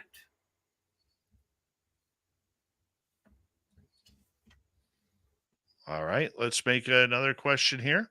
This one from T-Bone. What is the most benevolent aliens you have met? Well, you know, I find that personally, yeah, I probably have a soft spot for the Savatians. But when you meet the Venusians and the Orions, they are both very, well, the Orions are really friendly, not necessarily what you call benevolent. Venusians, on the other hand, are very benevolent, as are the Mobians. Those are probably the two most benevolent of the races. When you call them benevolent, are they godly? Or are they just very spiritually connected? I call it benevolent when they're nice. Understand, if you take a standard human, give them a Bic lighter, drop them into the Congolesian outback, into the jungle amongst the pygmies. You cover a Bic lighter up in your hand and you go hocus pocus and you flick it and you've got a flame. You're now a god. This is why I don't look at any of the races, much as that annoys them. I don't look at any of them as gods. The Gadefni and the Ganiod still think they're gods, and the Anunnaki still like to think they are, but they're not. And it's really that simple. All right, let's get to another question. President Zaddy wants to know, what is your view of the afterlife? Gets in the way of my living. The reality is what you've been told, and I can tell you this because you're going to forget it when you die anyway. Heaven, hell, that neat little thing about getting buried in a coffin or just in the ground and you lay there for all eternity, it's all real. Here's the kicker. You go to hell and you're only there until you figure out you don't have to stay. Literally, you're not held there against your will. You're held there until you give them direction that you're ready to go on, to move on. Okay. When you get there, you will meet the people close to you that have passed on before. Okay. You may meet some of your ancestors that are, or new people coming in that are looking to connect and find a new method of going back through Earth. But it's in that thing that you guys would call purgatory, by many other names as well, depending on your religion. Okay. Where people meet, and I'm talking to people without the bodies. Okay. Meet to discuss their next life. Some of you are likely saying they're going, I'm not human. I'm a different race, or I'm a different alien. I'm just not human. I will tell you the hiccup there is your last memories may well be holding dominant sway, and you may well see yourself as alien. Okay. The reality is, if your body is human, your vehicle is human. Your memory may not be. But to avoid getting locked up in a nut house, you might want to stick with the idea, you don't see the world the same way. That's good. But understand that if your body responds properly to medicine, if it requires proper human consumable food, the odds are you're dealing with a human body, or at the very least, a hybrid one. And yes, I've met people that argue the point. Oh no, I'm not from this world at all. This is what I am. I've seen enough people, and I'm not going to say you're lying, but I will ask you, question what you're looking at. Let's move on, Keith. Let's go to Purple Cupfish. These people that go missing in the forest, do they end up on the alien menu? Some of them. Not all of them by any functional stretch. Some hit a pocket wormhole, end up somewhere else on the planet, on Earth, without any knowledge of how they got there, and usually without the travel documents. Some end up on the menu. Some end up literally on a different planet. The variations are incredible. Some end up in collections, as in, I'm putting together a zoological display, or a xenological display, and therefore I don't have a human, so I'm going to take one. More often than not, people that are lost are literally just lost. Okay, maybe they got taken out by an actual terran animal. Okay, let's move on, Keith. Let's go to AAO. Have you ever heard of the triple star system Alpha Centauri? And if so, can you tell us about the beings from there? Well, the Alpha Centaurans could technically pass as humans. Okay. As long as you don't do an autopsy or a medical exam, because their organs are all in the wrong place. But on the surface, they look very similar to what humans do. Now, they are technologically far further advanced than you might think. Okay, but they are more interested in technological advancement than they are even in space exploration. It's just space exploration gives them the opportunity to test new technological developments and gives them new ideas as to what to work with. So if you're worried about them being aggressive, not at all. But don't kid yourself. If they get attacked, they're more than capable of removing the problem. Ready for another one? Here we go. Let's go to Paramarv. Absolutely. Can you offer any insight on the nature of the MyLabs? Why are the aliens and militaries working together? And what does each party get out of it? Well, there's a variation for you. Number one, the MyLabs are literally military laboratories where you guys have undoubtedly heard about the super soldier programs from back in the 40s.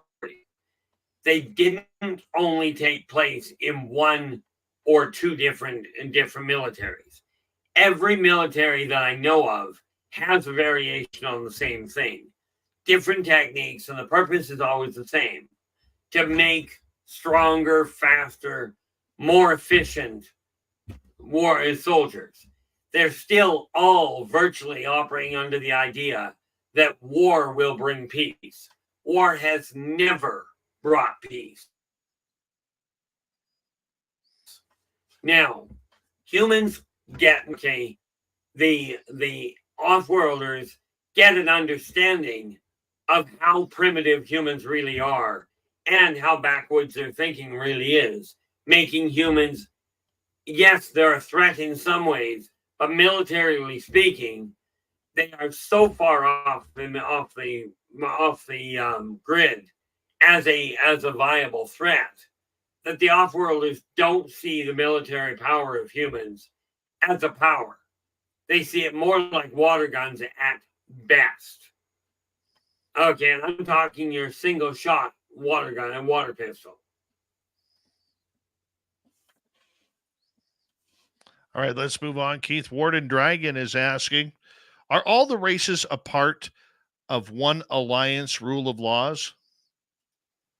I know of approximately, and I certainly haven't documented them all, approximately 2,500 different species that are members of the Galactic Consortium.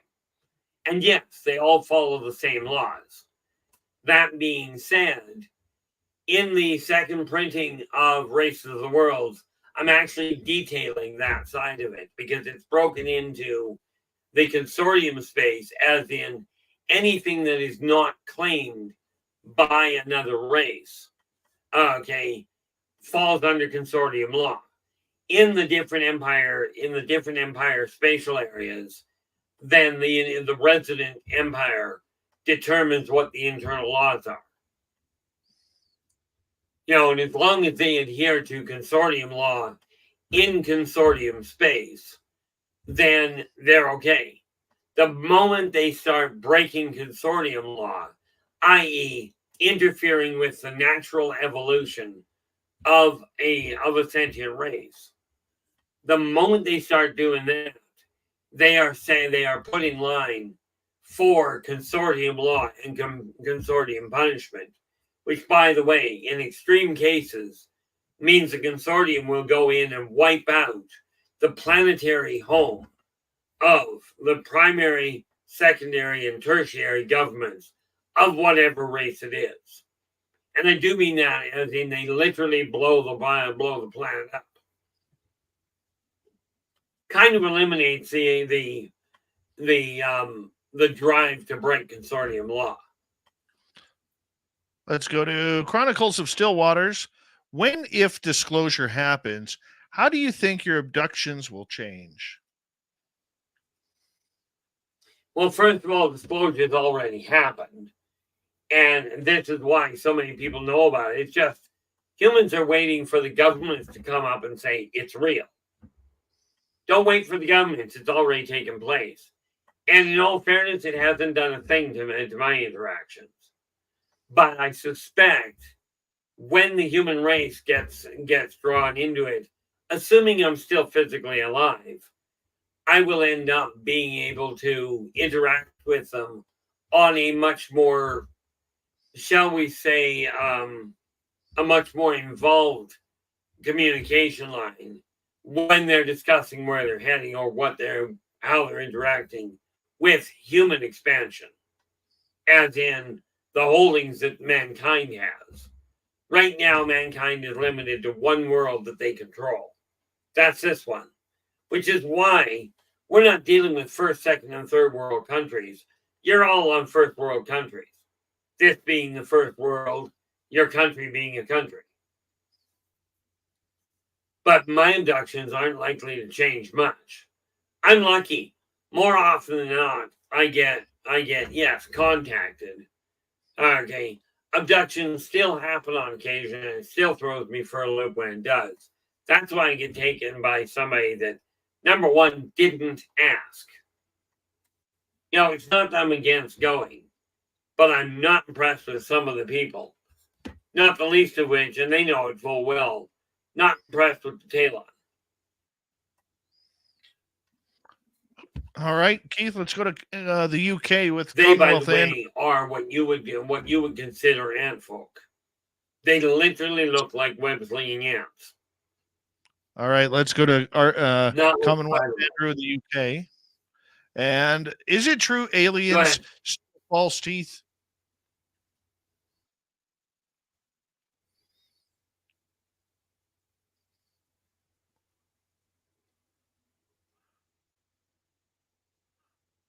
And Keith is frozen up on us a little bit.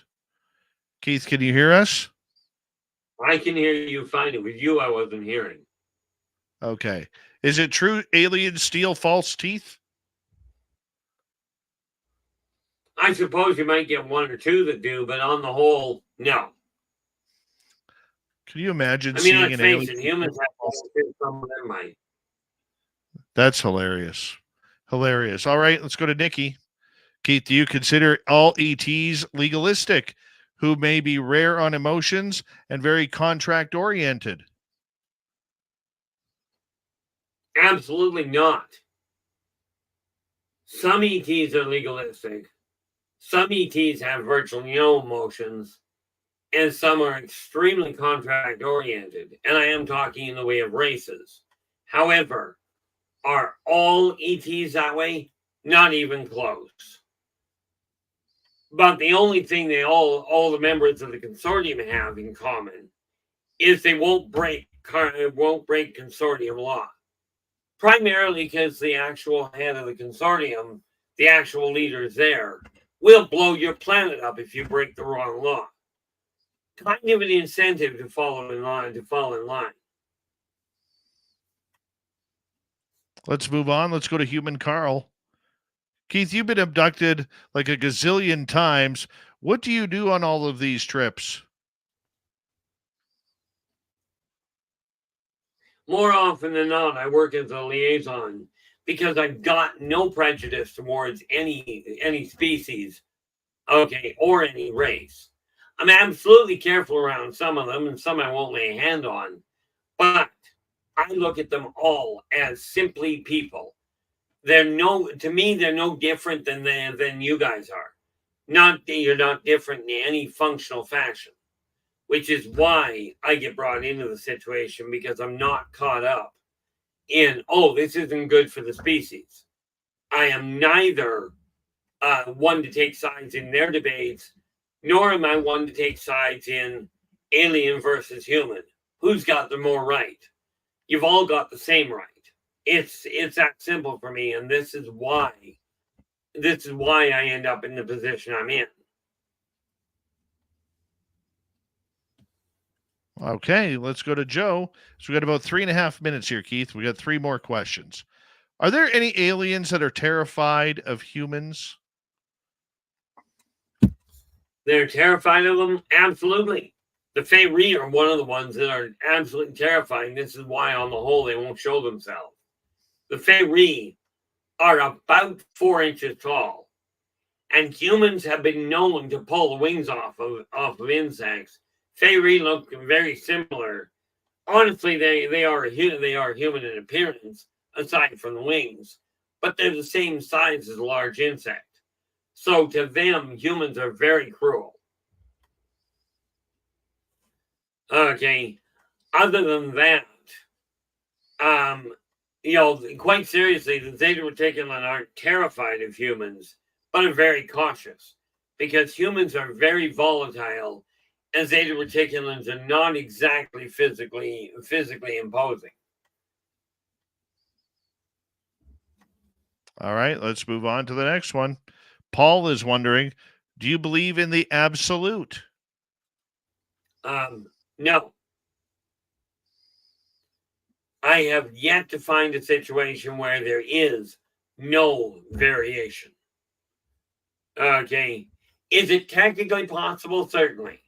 I've never encountered it. So do I believe in the possibility of the absolute? Certainly. But even when I had a conversation with what you would call God himself, even he said he's not the top of the totem pole. There are other races older than him. And I know that's going to sound really like sacrilege. I'd apologize, but that would indicate I didn't believe it. Final question from our audience tonight goes to Purple Cupfish. Do hybrids not know that they are hybrids, Keith? The massive majority of them do not. Contrary to what I've heard some professionals say, think of it this way. Adopted children very often don't know they're adopted. Hybrids don't know they're hybrids because the abilities they're born with are all they've ever known. So why would they think it was different? Why would they think they were a hybrid? They think they were born that way on the whole. And therefore, that's just the way it is. They don't even tend to they'll register they've got different abilities than humans do. But rest assured, active psychics have different abilities than standard humans do. Or people that are natural doctors, natural mechanics. It is just a new set of senses or a new set of abilities that they're born with, so they learn to use them as they grow up, but they don't break it down and say, oh, I'm a hybrid. It's kind of like people when they're growing up don't go, oh, I'm part Chinese and I'm part American. They don't do it. They look in the mirror and go, that's who I am. These are the abilities I've got. Most don't even question the hybridization program. Well, you know what, Keith? It's been a great show with you once again. I know we left some questions on the table from our audience. We encourage them to reach out to you on social media to get their questions answered. R Keith Andrews of the ET Connection, ending for another month. We'll talk to Keith next month for more. Coming up next, hour 3, we are going straight into the UFO Court. Spaced Out Radio continues after this. You're listening to Spaced Out Radio with your host, Dave Scott.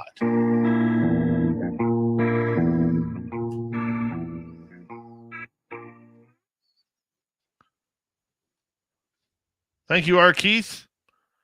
Good to have you here. Thank you so much. All right, good. Appreciate the opportunity. Right on, buddy. Right on. We'll talk to you soon, okay? Absolutely. You take care. Much love, buddy. Take care. R Keith Andrews, everyone. I will be right back. And yeah.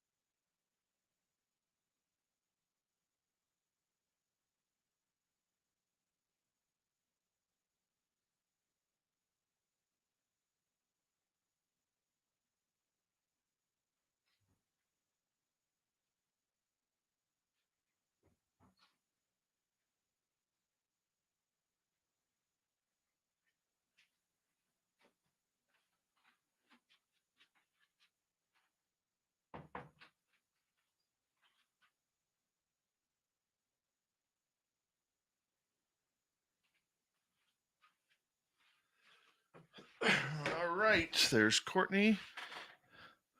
I think I sent that to Nicole. Yes, I did. All right.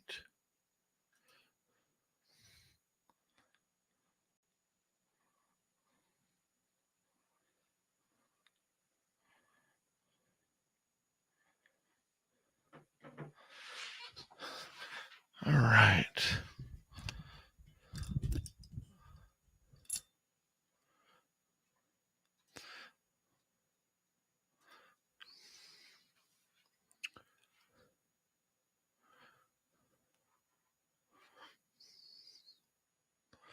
All right. I'm going to have to close out the show quite quickly afterwards. So there isn't going to be much of an after show. I apologize. I have to go meet up with my daughter. And I'm going to take advantage of that since I don't get to do that often.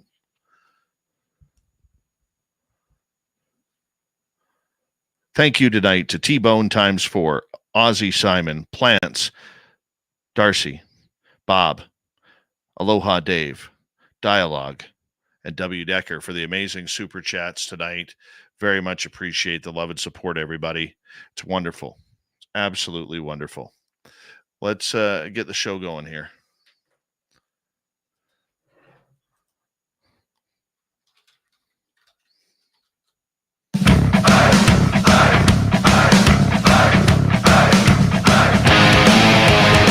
Here we go at the third and final hour of Spaced Out Radio tonight. My name is Dave Scott. It's time to have some fun here. What do you think? Because we always have fun on this show, talking ETs, UFOs, Bigfoot, aliens. Hey, we bring the woo to you. That's our job, and we're very successful with it. Hey, hello to everyone listening in on our terrestrial affiliates around North America, digitally on Odyssey Radio, TalkStream Live, and KPNL. All of our archives are free. You can join us at youtube.com/Spaced Out Radio. Just do old Davey the favor, hit that subscribe button. We're on every major podcast network as well, so check it on out and download them for free. The Desert Clam has set the password for tonight in the SOR Space Travelers Club.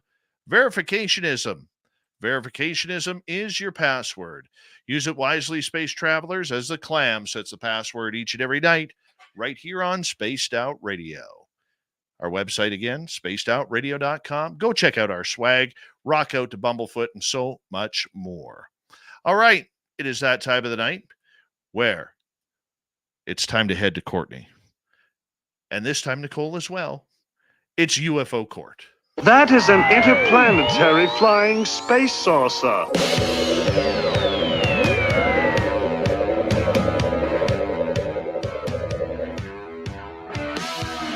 You have made me very angry. Very angry indeed. All right, it's UFO Court. We got a special one tonight with Courtney Marcassani and Nicole Sackage from the Weird Desk somewhere in the bowels of Illinois. The bowels. Now, I'm going to start this off by saying, these two ladies here, for people who do not know, absolutely work their butts off day in and day out to try and bring the latest and greatest UFO news that is out there. And they do an immaculate job at doing it. I'm just the person who brings them on the air while they do all the hard work, the heavy lifting, and get to know the sources, the people involved, and the deep depths that the UFO topic comes from. And you two definitely need to be commended for your great diligent work, for all that you do, not only for Spaced Out Radio, but the entire field of ufology. We always wondered, when that older group started to die off, like Stanton Friedman, Jim Mars, and many others who have come before us, we always wondered who would be the next leaders coming up. And I think you two set a great example of what the future of ufology looks like. So thank you very much. Yay! Yay! We're all hail, the gang's all here. TGIF. Now, Courtney, What an intro, Sorry. Dave. I'm not wearing headphones today because I have a really bad earache, so I'm not hearing as well as I normally do, which is bad at the best of times. So Nicole, I cut you off there accidentally. What were you saying? I What an intro. Thanks, Dave. Oh, Yeah. you're welcome. Yeah. What an intro. You are welcome. And it's from the heart. It really is from the heart. TGIF. Now, Courtney, you have an announcement that you want to make. Yeah, I'm sorry, Nicole. I didn't get to run this by you, but I thought you were sleeping, so I didn't wake you up. But tonight's going to be my last night on SOR. Yeah, I have a night shift thing coming up for a friend that I committed to help them out. So I came tonight to say goodbye to all the SOR community and Dave, and of course, not goodbye forever, but I won't be able to do the news 3 nights a week on the third shift. So I came to say goodbye. Aw. You know what, Aw. Courtney, you have been such an integral part of us growing in the UFO world. It's funny because, well, it's not funny. It's actually kind of cool because I see the numbers nightly.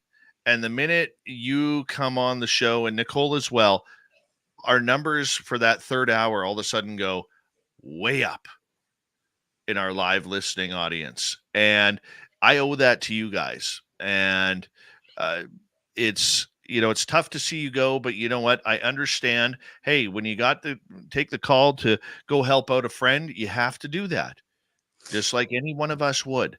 But, Yeah. Courtney, you have been amazing on this show in breaking some great stories and big news around the UFO world. And, just looking at the love in our chat room that is live during this show, everybody is going to be very well informed because I know you're going to be sticking around on X and doing some X spaces. And hopefully our audience can join you in that. People are already saying, can we refuse to accept your resignation, Courtney? I can't tell you guys what I'm doing. I wish I could. If I could say, then I think you would all appreciate why I'm taking the third shift for a friend of mine.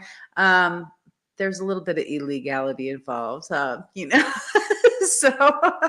but I'll be doing news. I'll try to keep up and keep my news active where I can. I just can't do the night calling anymore, so I'm bummed, but I'll miss everybody on SOR. It was nice to go to Reno and see everybody there, all the usual suspects. So I'll stay tuned in, and I'll keep in touch with Dave and of course Nicole. So we'll keep moving forward. And if I see hot tips, I'll pass them on to Dave and Nicole for sure so they can cover it on SOR.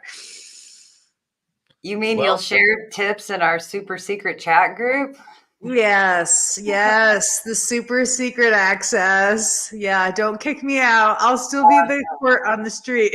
No, it's not even a secret. But yeah, no, like that's where we share, I think, most of our information. I know both of us or Dave, we're all in multiple groups like that where you do share stuff like that, or at least give a heads up to people of what you're working on and things like that. So Yeah, I'll for sure. continue to follow along, Courtney. Like I know you and I are cahooted on many levels these days, not just here at Spaced Out Radio. So it'll Yeah. be it'll be good. I know you're always up to something and nothing holds you back. So if you're making moves, it's for a reason. Yeah, I definitely have my reasons. So Uh-huh. Dave will be able to share the back channel of what's going Well, you on. But can do. I know we'll talk soon, but yeah. I don't know, Dave, I kind of want to play like some sad, mournful music right now. Like, no.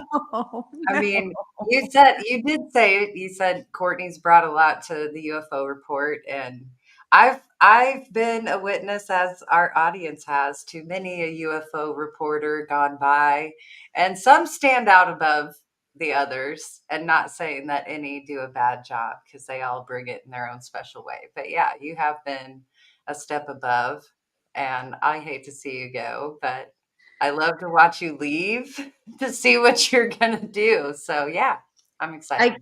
I can't believe it's been since August, since last year. I looked all the way back to see how long it's been since Dave and I first hatched this plan for me to do the news. And yeah, it's almost been a year already. I can't even get over it. It's crazy how the time has flown by. But I've enjoyed every minute of it, and the SOR community, getting to know them, and all the critiques and the call outs and the little mini fights here and there. It's been fun. But look at all the stories that have come our way, from David Grush coming out to the hearings, to hearings being shut down, Lou Elizondo's book finally being announced, the entrance of Jason Sands, which you broke right here on this show, and many other stories that have been highly important to keeping people up to date on the UFO story, Courtney. I mean, you have really acted in such a professional manner with digging these news like any type of seasoned intrepid reporter would, and you've done it from scratch, and you've done it not only for your own personal research to find out what's going on, but you've done it for the betterment of the public. When you look back on the last 8 months that you've been here, what are you most proud of? Oh, definitely the hearing reporting that I did for SOR after the hearing. That was awesome because people couldn't go to the hearing. So I really felt like I made all that information accessible when we did the hearing panel. I broke down everything and all my notes, and I felt like that was one of the major things that I did for the community on SOR. That was good. I agree with that. That was a special moment, I think, across the board. Yeah, that was awesome. Yeah, and I think you really put the UFO report, which we changed the name to UFO Court, just for you. Yeah. And by the way, that was Nicole's idea to Thanks, change to Nicole. UFO. I think was a collaboration amongst fellow space travelers in the chat room one night, but I think my voice might have blasted it the loudest. But yeah, court's in session.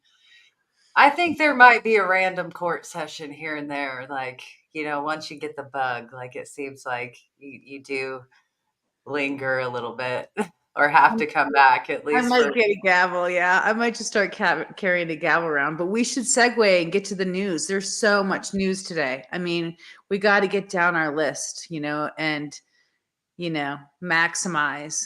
Did you guys see all the stuff that came out today? It's insane. No. Well, fill us in. Matt Laszlo did an interview with Tim Burchett on his Ask a Poll special, live reporting. It looks like a Discord server, maybe. So you guys, if you go and look, you'll notice some of the faces in there. One of them was in our Fight Club group long ago, a couple years ago when we were all in there together. Baptiste Friescourt, he's on there. A couple other names you guys might know that I don't know. Anyway, Burchett just basically broke down all the up-to-date political stuff that's going on. Laszlo asked him about the upcoming hearings, the whistleblowers, hostile whistleblowers, would they be subpoenaed under the House Oversight Committee? And Burchett said yes, they would be.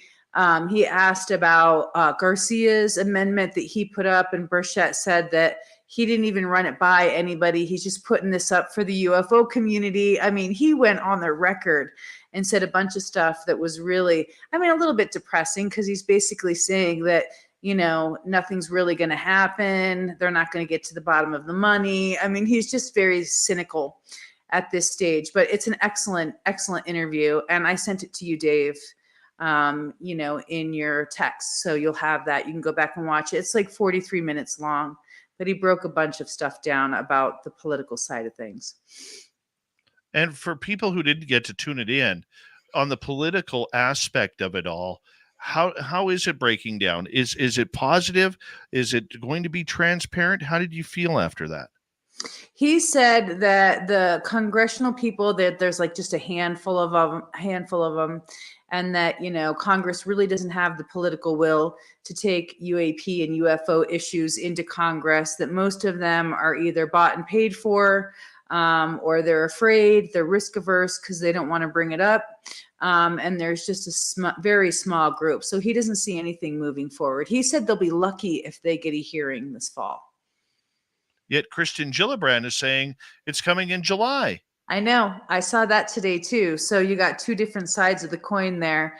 He said that he really doubts Schumer is going to get anywhere with the UPDA amendment because he's one of the most powerful guys and he just can't seem to get his act together. I mean, it was a scathing interview. He really took people to task and called people out. So it'll be interesting to see if Garcia's thing does get any traction. I do think Gillibrand will have a hearing this summer. But he said that it won't really matter, even if she does, that it's not really going to move the ball forward. So, well, let me ask you this then, and Nicole, I'll get your answer after Courtney's. But if it's not going to move the ball forward, are we starting to see a demise in the disclosure movement within the U.S. government? If you listen to Burchett's interview really closely, he's just basically saying that it's all BS, that, it's not going to happen, that they're pushing a boulder up a hill. I mean, he was pretty negative. He did say, though, that if they get a chance to get whistleblowers in another hearing like that they had planned, that he would bring even in the hostile ones that don't want to come in, and he'll use subpoena powers to do it. So I think that's their Hail Mary or Plan C, maybe. We've seen Plan A, we saw Plan B. This would be the last ditch effort, I think, to keep it going. He also brought up the fact that there's, Matt brought this up, that there's a lot of unknowns with the election coming. So he asked about the caucus. He said, why can't David Grush be on the caucus? And Burchett said, they wanted to have him on the caucus, but they don't even think that might be a good move right now. And they can't pay him either. And then Laszlo came back with, well, what about a committee? And he said, with the politics around the election, they probably wouldn't even see a committee until after the next election cycle. And then they might see whoever got, elected into office, whoever remained pushing for a committee. But he said he had Johnson's approval, the Speaker of the House's approval to have a committee. So I hadn't heard that before. That's possibly good news for a new committee after the next election. See, and Nicole, let's get your response before I comment here. I will say that it might sound a bit on the negative side, but I want to remind everybody that the best of us hit this wall and think that it's hopeless sometimes. So I think maybe the Hail Mary, might have more details to it that we'll see unfold. We're hearing a lot of dates thrown around right now, July, October, pre-election, So I will say it's one of those, in Chef's terms, knives out sort of situations where I think it's going to be a fight to the end. So. He asked about field hearings too. Matt Laszlo asked about field hearings as another option to the fall hearing or this summer hearing with Gillibrand. And Burchett said that they had thought about that, about doing field hearings in specific areas, where there's contractors or what have you. And he said, you kind of have to make it be known that you're having a hearing. And he said, but you also kind of have to have something too. You have to have something, evidence or whatever, on these contractors to have field hearings in their area so that there's something to put in the local hearings. So that gives you an insight into their strategy if they do field hearings in the future, and pay attention for that, because if they have something, they're going to use it. Well, I don't want to sound negative either, but this is why for the last couple of years, I had really pushed on our audience, be prepared for confirmation. Don't be prepared for disclosure. And I think we have confirmed that there is a phenomenon out there that is very intriguing to the United States government, the United States military, and many more. Even my Canadian sources up here that I've talked to are drying up at the well. My one source told me just last week, everything is being pushed behind the scenes. My source used to contact me at least 2 to 3 times a week.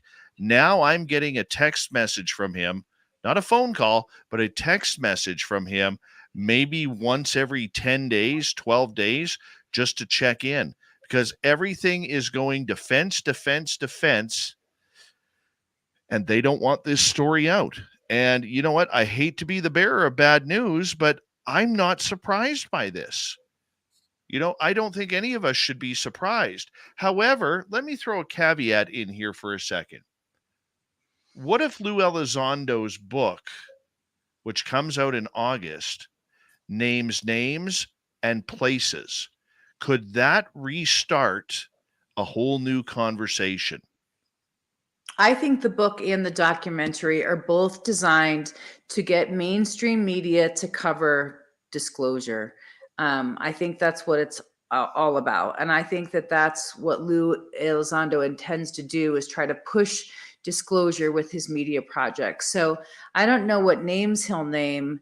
I think people might be sorely disappointed, maybe, about new revelations about people potentially.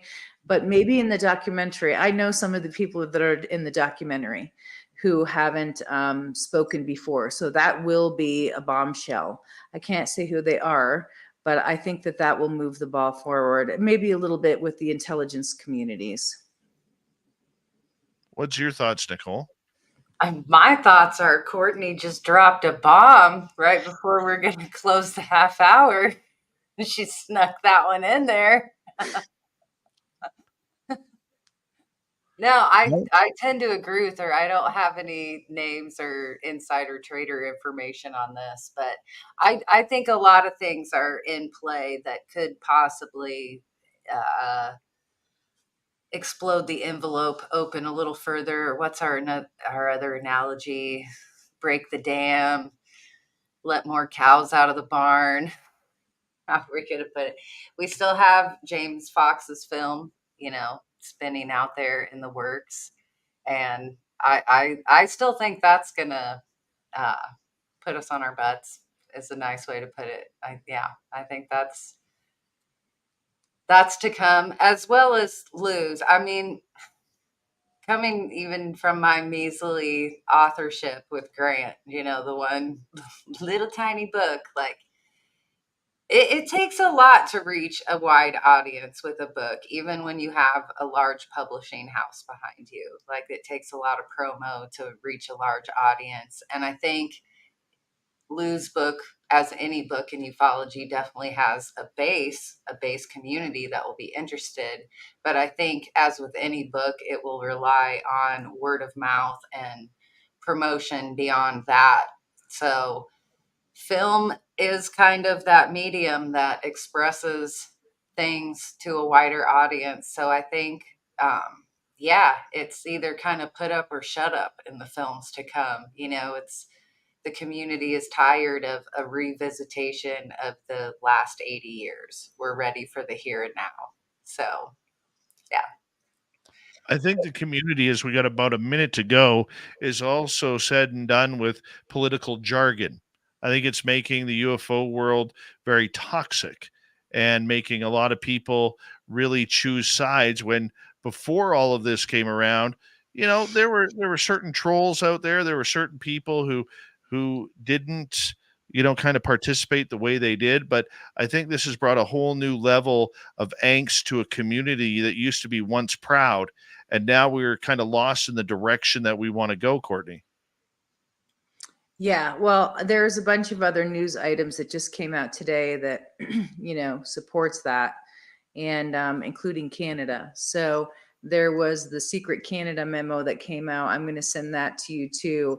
And investigators have asked for them to redact or to show some of the redactions in it. So I think that was one of the things that you guys might have been privy to back when the secret memo came out. So I'm going to send that to both of you as well. Well, that would be great. Ladies, hold on, because we are going to go to the final break of tonight's show.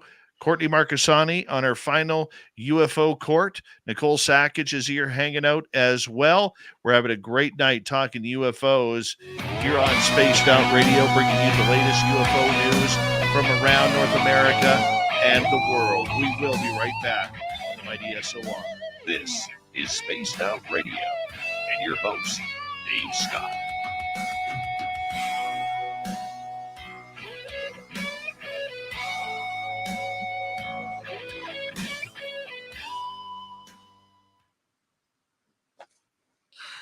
I don't do air guitar very well. I never have, ever.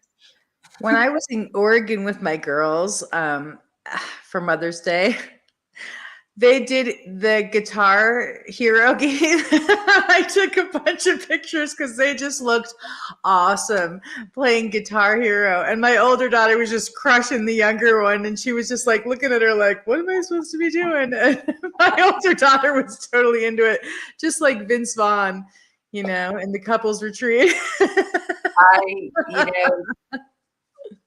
I was talking games earlier, and if you talk certain games, it's the same as dating you. Like if you talk about your favorite music. Yeah. So I was talking about rocking out to Guitar Hero actually earlier, and then I was like, William had no basis for this game either, so I was trying to describe it to him, and he's like, so you play fake instruments, Yes. real music, and you have an avatar. And I was like, yeah, that's it. He's like, oh.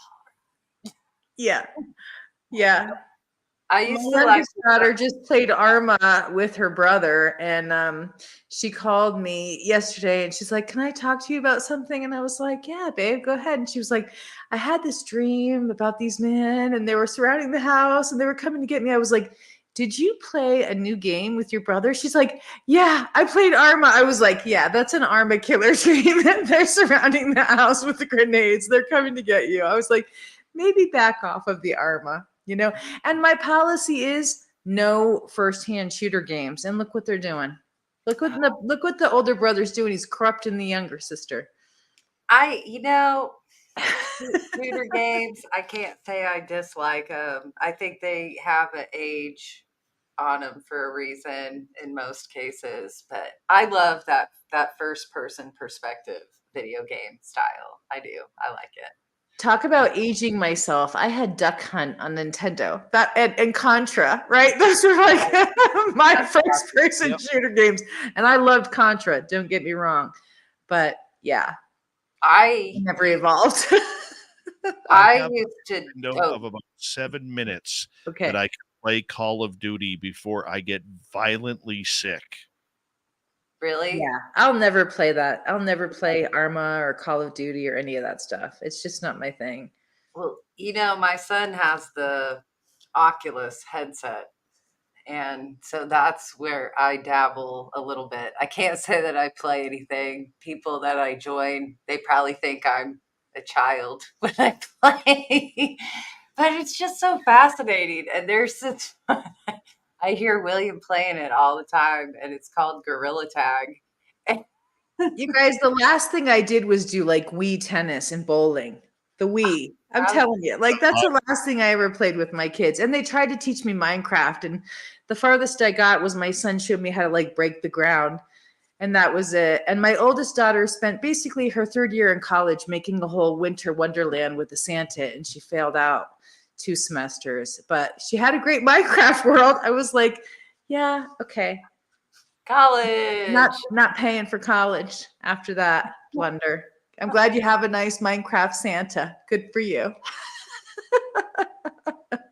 Fail. Where do you want to go with the next segment? Oh, I sent somebody a bunch of stuff. Yeah, I think you sent it to me. Hold on.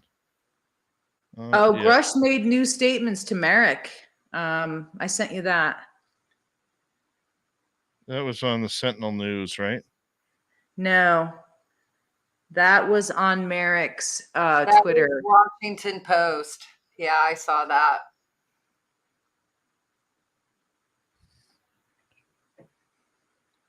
Have you ever spoken with Merrick, Corey, or Courtney? No, I sent him a friend request, but he denied me. But I tried. I'm sending this to you right now, Dave. And Nicole. Right. My phone, for some reason, is not loading stuff up right now.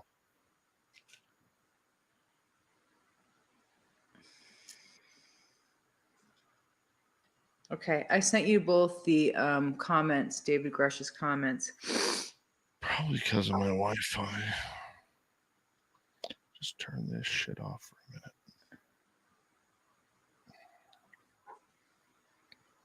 There it is.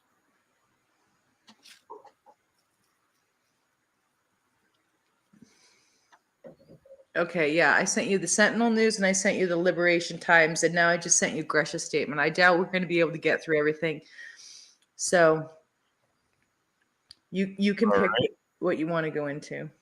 All right, here we go, everybody. With our final segment of the show here, we got about 9 seconds, and here we go.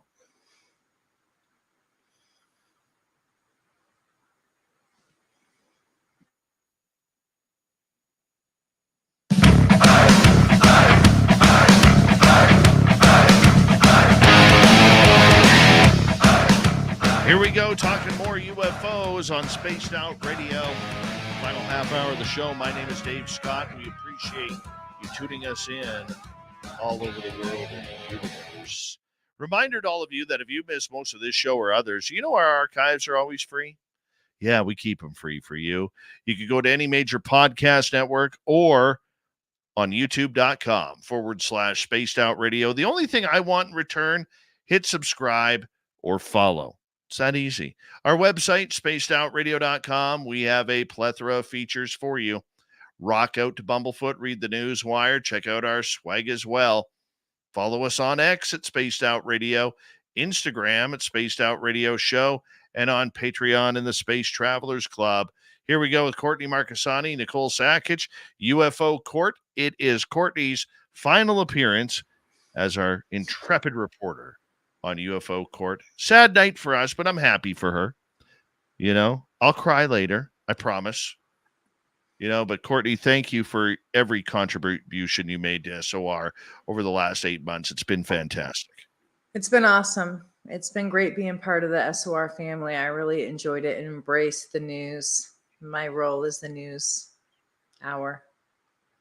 All right, let's head down to the Gulf of Mexico, where there's a big deep dive going into a UFO encounter. What happened here, Courtney?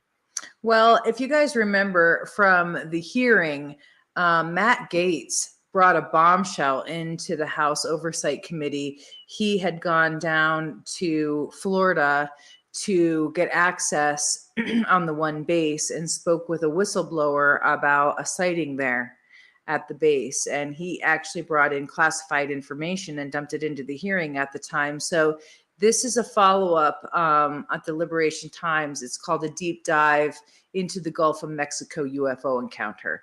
So that's, you know, basically a follow-up to what Matt Gaetz had testified to back in July of last year. So there's a whole article with a breakdown of this plasma and this different kind of drive in this object. And they're basically doing a bunch of historical information around the sighting for people. Matt Gaetz created quite a controversy with that report and the size of that craft.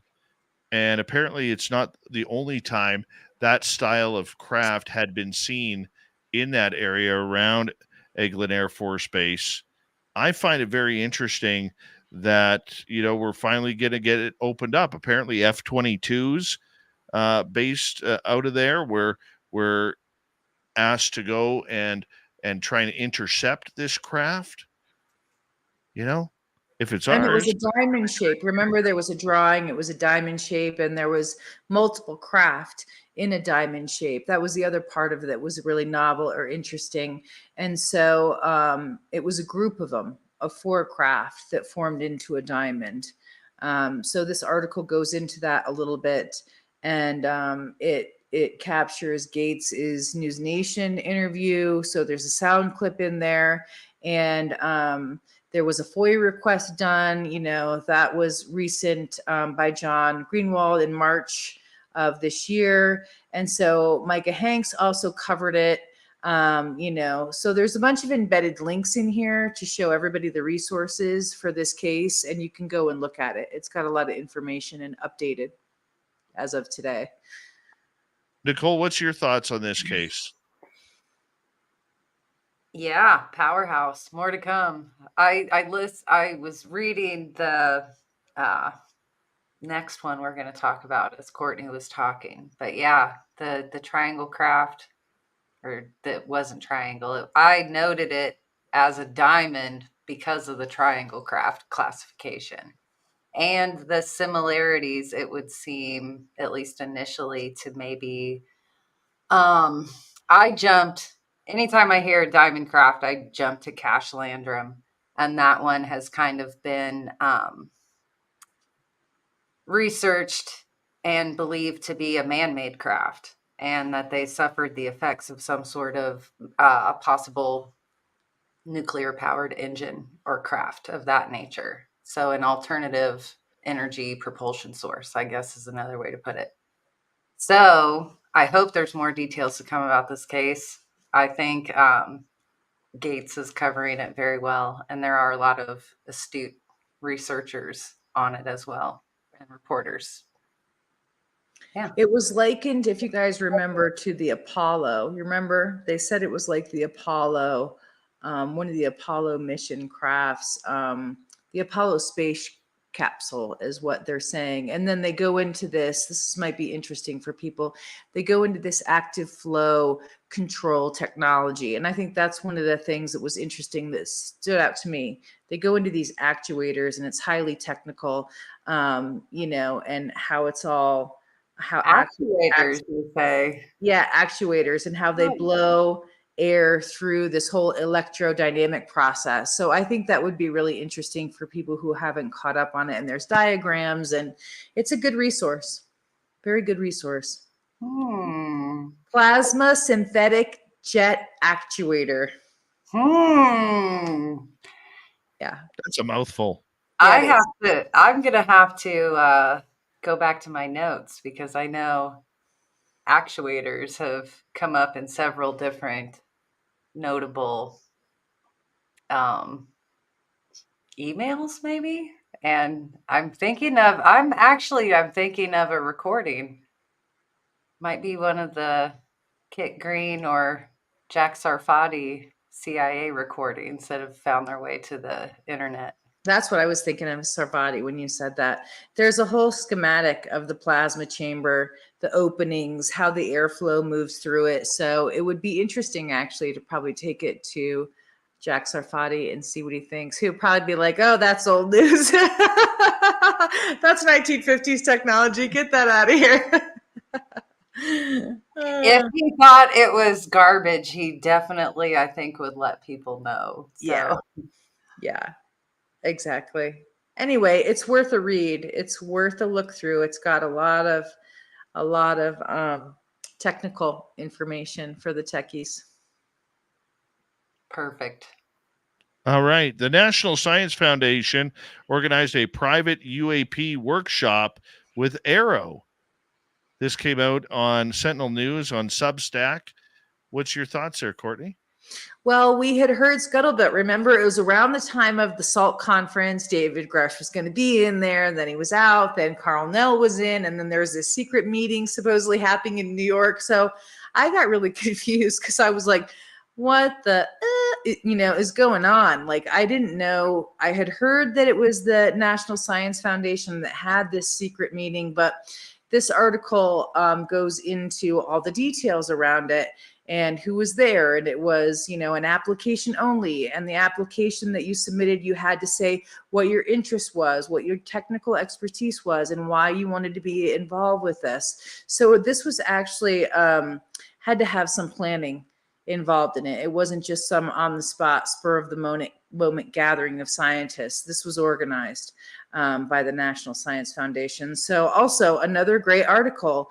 There was one of the doctors who was there who went on the record about the whole thing, the application process, what was discussed, including David Grush talking about biologics, the bodies, the craft. And so he goes and does a breakdown of what this doctor who was there at the conference, basically what his takeaways were, his interpretations, and him having his finger on the pulse at this Science Foundation meeting.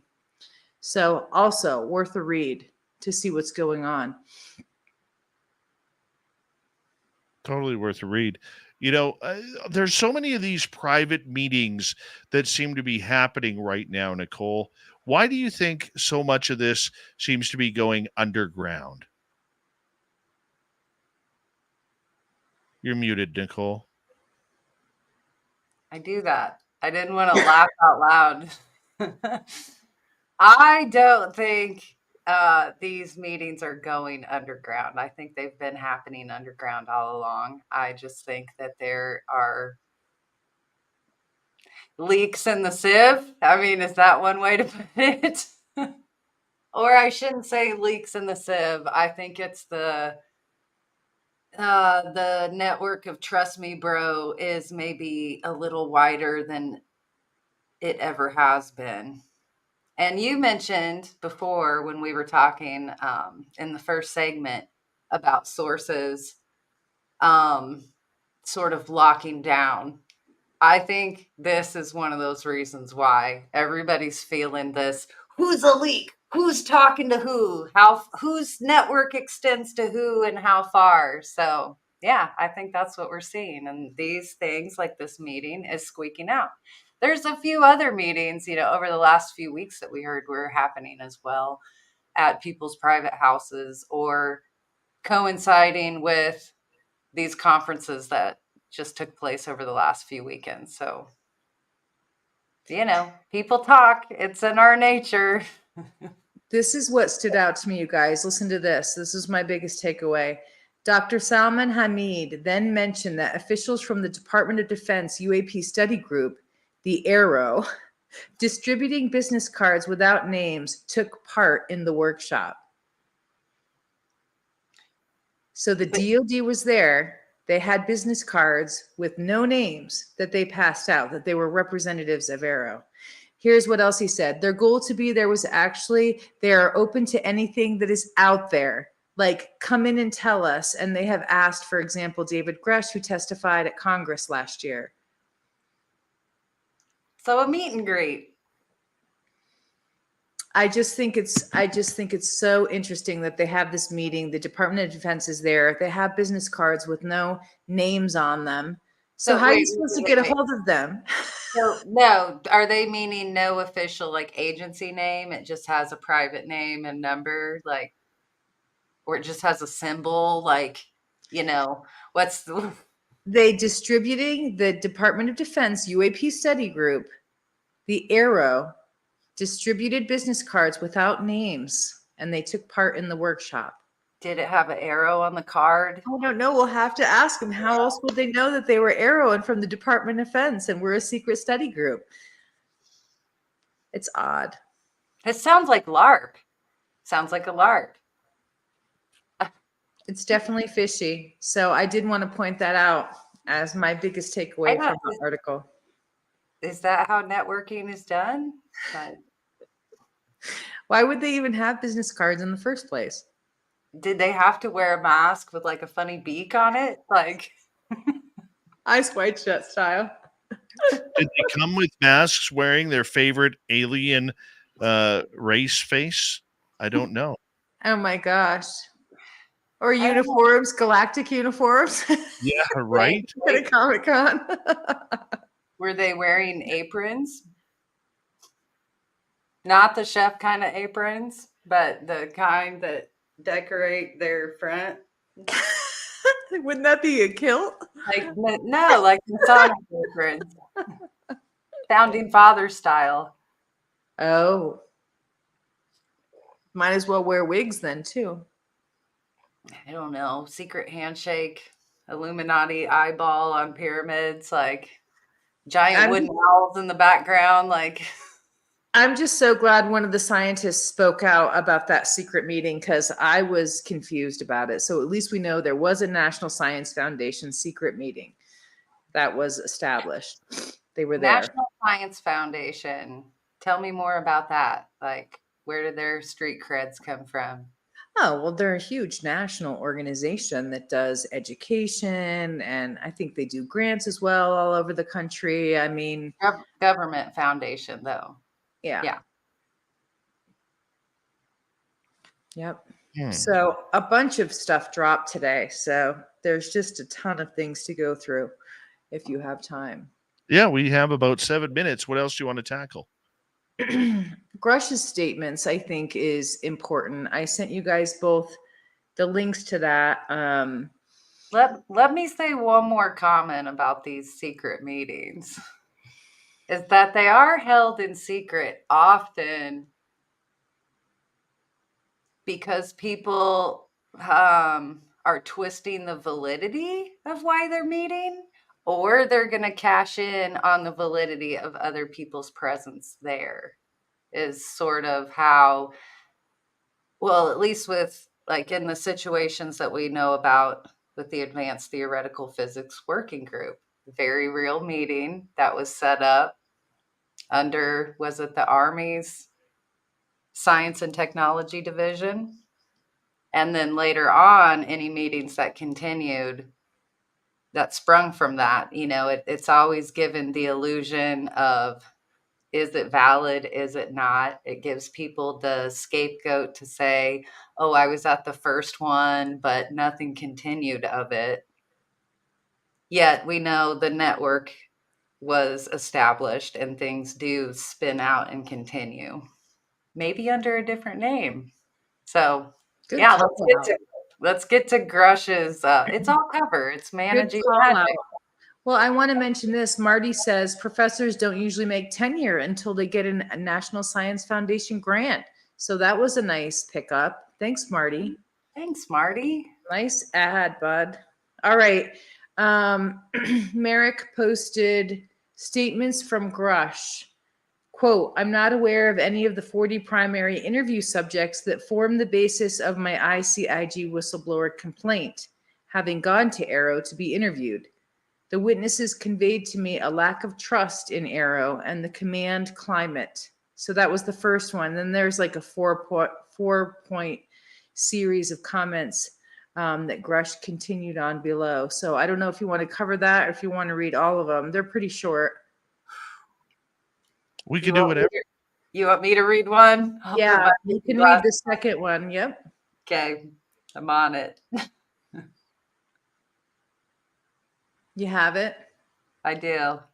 So you said, I'll start with the complete sentence. Or you want me to read 2 of 4? That's where I read the first one. Yeah, you would read 2 of 4, and then Dave would read 3. I am only aware of 3 individuals with mostly secondhand knowledge that were interviewed by Arrow that I also spoke with some years back during my research process. Those individuals did produce some interesting leads I followed, but it appears Arrow, I can continue. Yeah, go ahead. Did not have the expertise to distill the information they were given, as it should have provided them access to a large body of foreign intelligence and other U.S. program information I had access to that is not reflected in the Arrow Historical Report, Volume 1. Sorry, I almost called it a hysterical report. Then our final is Senator Gillibrand does not have access to my witness list, so I am unaware of how the senator allegedly has made any assessment in that regard. End quote. Yeah. So a lot of people have come out and criticized this because they're saying that he's backpedaling a lot from when he went on Ross's News Nation interview and, put some of his claims out there. Now, I didn't read it that way, but that's what a lot of the critics are saying, is that he's moderating his position. I don't know what you guys think. I do think that he's good. It's good that he made some comments here recently because we haven't seen much from him lately. So I was glad to see that he did poke, do a poke. Do you think David Grush, in the way he's kind of backing off a little bit right now, do you think that he's maybe getting pressure that he went too far, too quick? Well, I think some of the things that have come out recently are really interesting. This is just me reading between the lines, but hearing Matt Laszlo ask Tim Burchett directly about whether he was going to give David Grush a job on the caucus, to hear Tim Burchett say, I'm not exactly sure that actually would be helpful for the caucus. I think that ambiguity, right, about having David Grush initially be a huge strength to the caucus to educate and inform them, especially about the intelligence community, facts that he found. I think that is very ambiguous that Burchett came out and said, I'm not exactly sure. So maybe he's moderating some of the things he said because maybe he's trying to get back into Washington. Or maybe he wants his security clearance back. I think that's one and the same. And maybe not just Washington, but, to keep your clearances and to do other affiliated work is, a big thing that he probably doesn't have access to right now. He lost the security clearance and then he got it back to go into the skiff. And that was all that it was. It was just a temporary thing.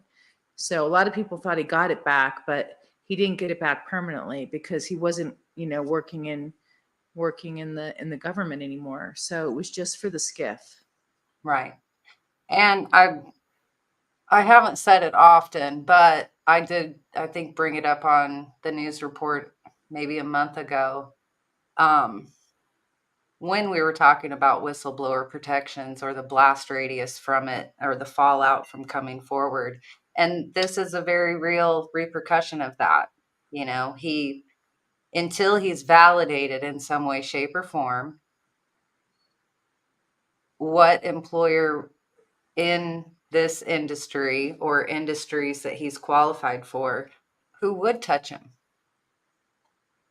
And that's an interesting point. Courtney, I'm going to give you the final 30 seconds here because this is your last show with us for a while. I think the biggest thing that I heard out of Tim Burchett's conversation today with Matt Lausla was, out of all these series of questions they asked him about the presidential panel, about the recordization, he just batted it all away and basically said the only way we're going to get anything is through the executive branch. Courtney Marcassani, Nicole Sackage, thank you for UFO Court. As we say hello to Mr. Ron Bumblefoot Thal, rocking in the background with little brothers watching. Bumblefoot is the official music of Spaced Out Radio, rocking us in and out of every single show. Get your horns up for the guitar god himself. Special thanks to everybody listening in at work, at home, in your cars, wherever you may be. Thank you to everyone in our chat rooms tonight. YouTube, Twitch, LGAP, Facebook, Spreaker, LinkedIn, Space Travelers Club, and on X.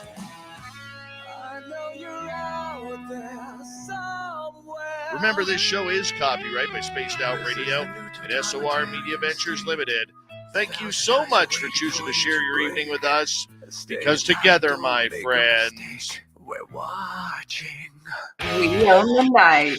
Mr. Bumblefoot, we need a favor. We need you to take us home.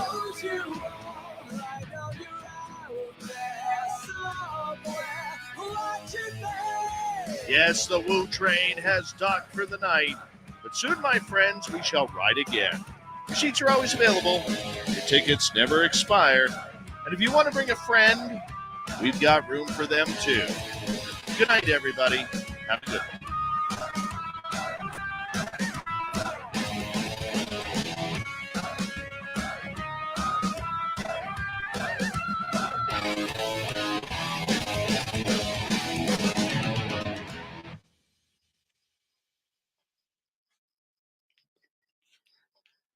Just like that, we are done. Hard rocking. We rocked it hard tonight, boy. We broke it down fast. That was awesome. Yeah, The only thing I didn't say was it was great to hear from Grush via Merrick. That I found interesting and noted. I liked that. But what the F? I want the op-ed. Where's his op-ed? Where's it? Where's the op-ed? I want to hear long form Grush, not 4-part mini clips. I think there's something to be said for, him being careful right now. He might be looking for job prospects. I don't know. Then this new board is formed, so maybe that's going to open up something to him in the new UAP, whatever it is, the financial group that's got the 501c4c status, who can do political lobbying. He might get political, so we'll have to wait and see. Well, what about like how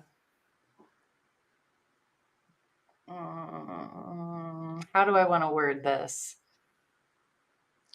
Do you think if his job prospects within the states are limited, that there is a place for him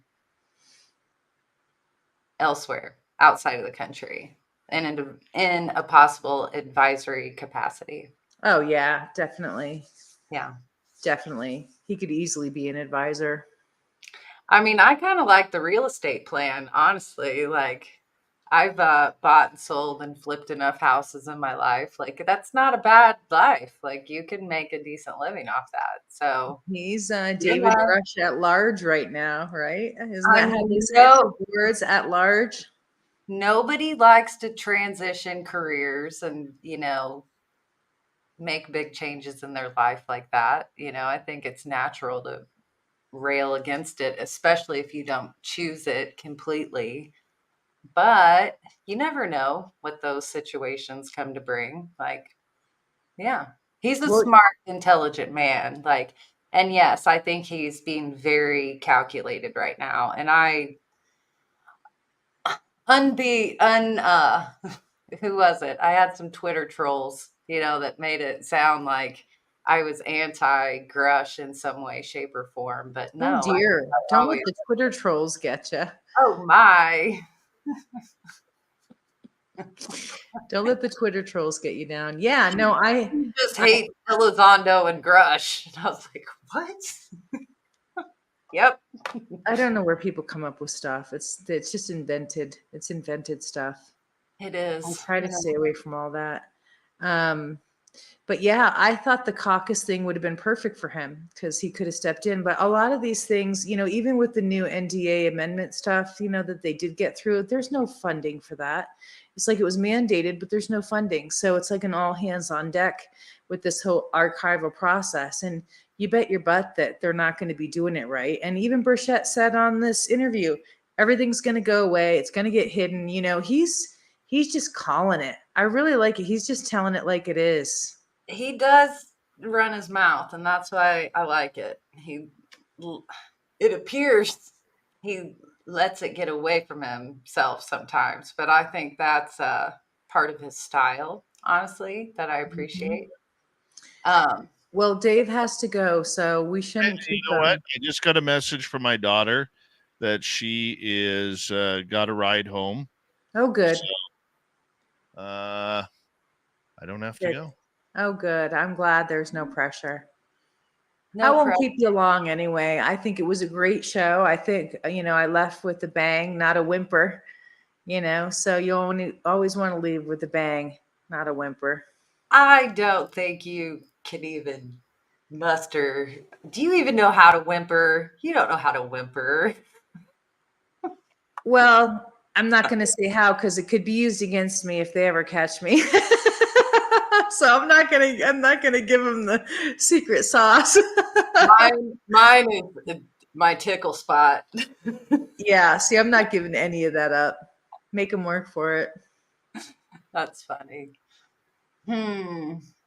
Well, on that note, ladies, let me note that, or let me ask you guys, because this kind of did start like the pull back.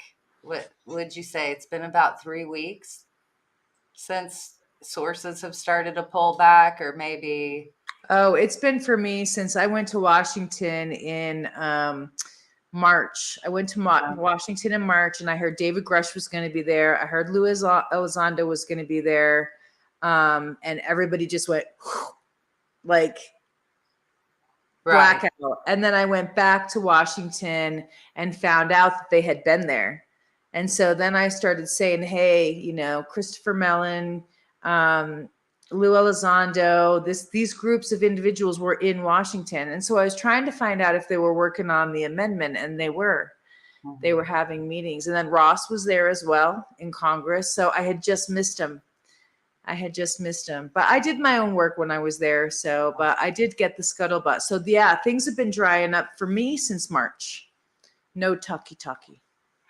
Well, what about I'm even meaning on like your sources and with your whistleblowers that want to come forward, or your sources. Are they still as keen to want to share their stories and, want to put themselves out there? Well, And after Jason Sands came out, that was a huge ruckus, and the whistleblowers were like divided a little bit because there was just such horrendous backlash against him that, I think they were all looking, at how he was being treated for coming out.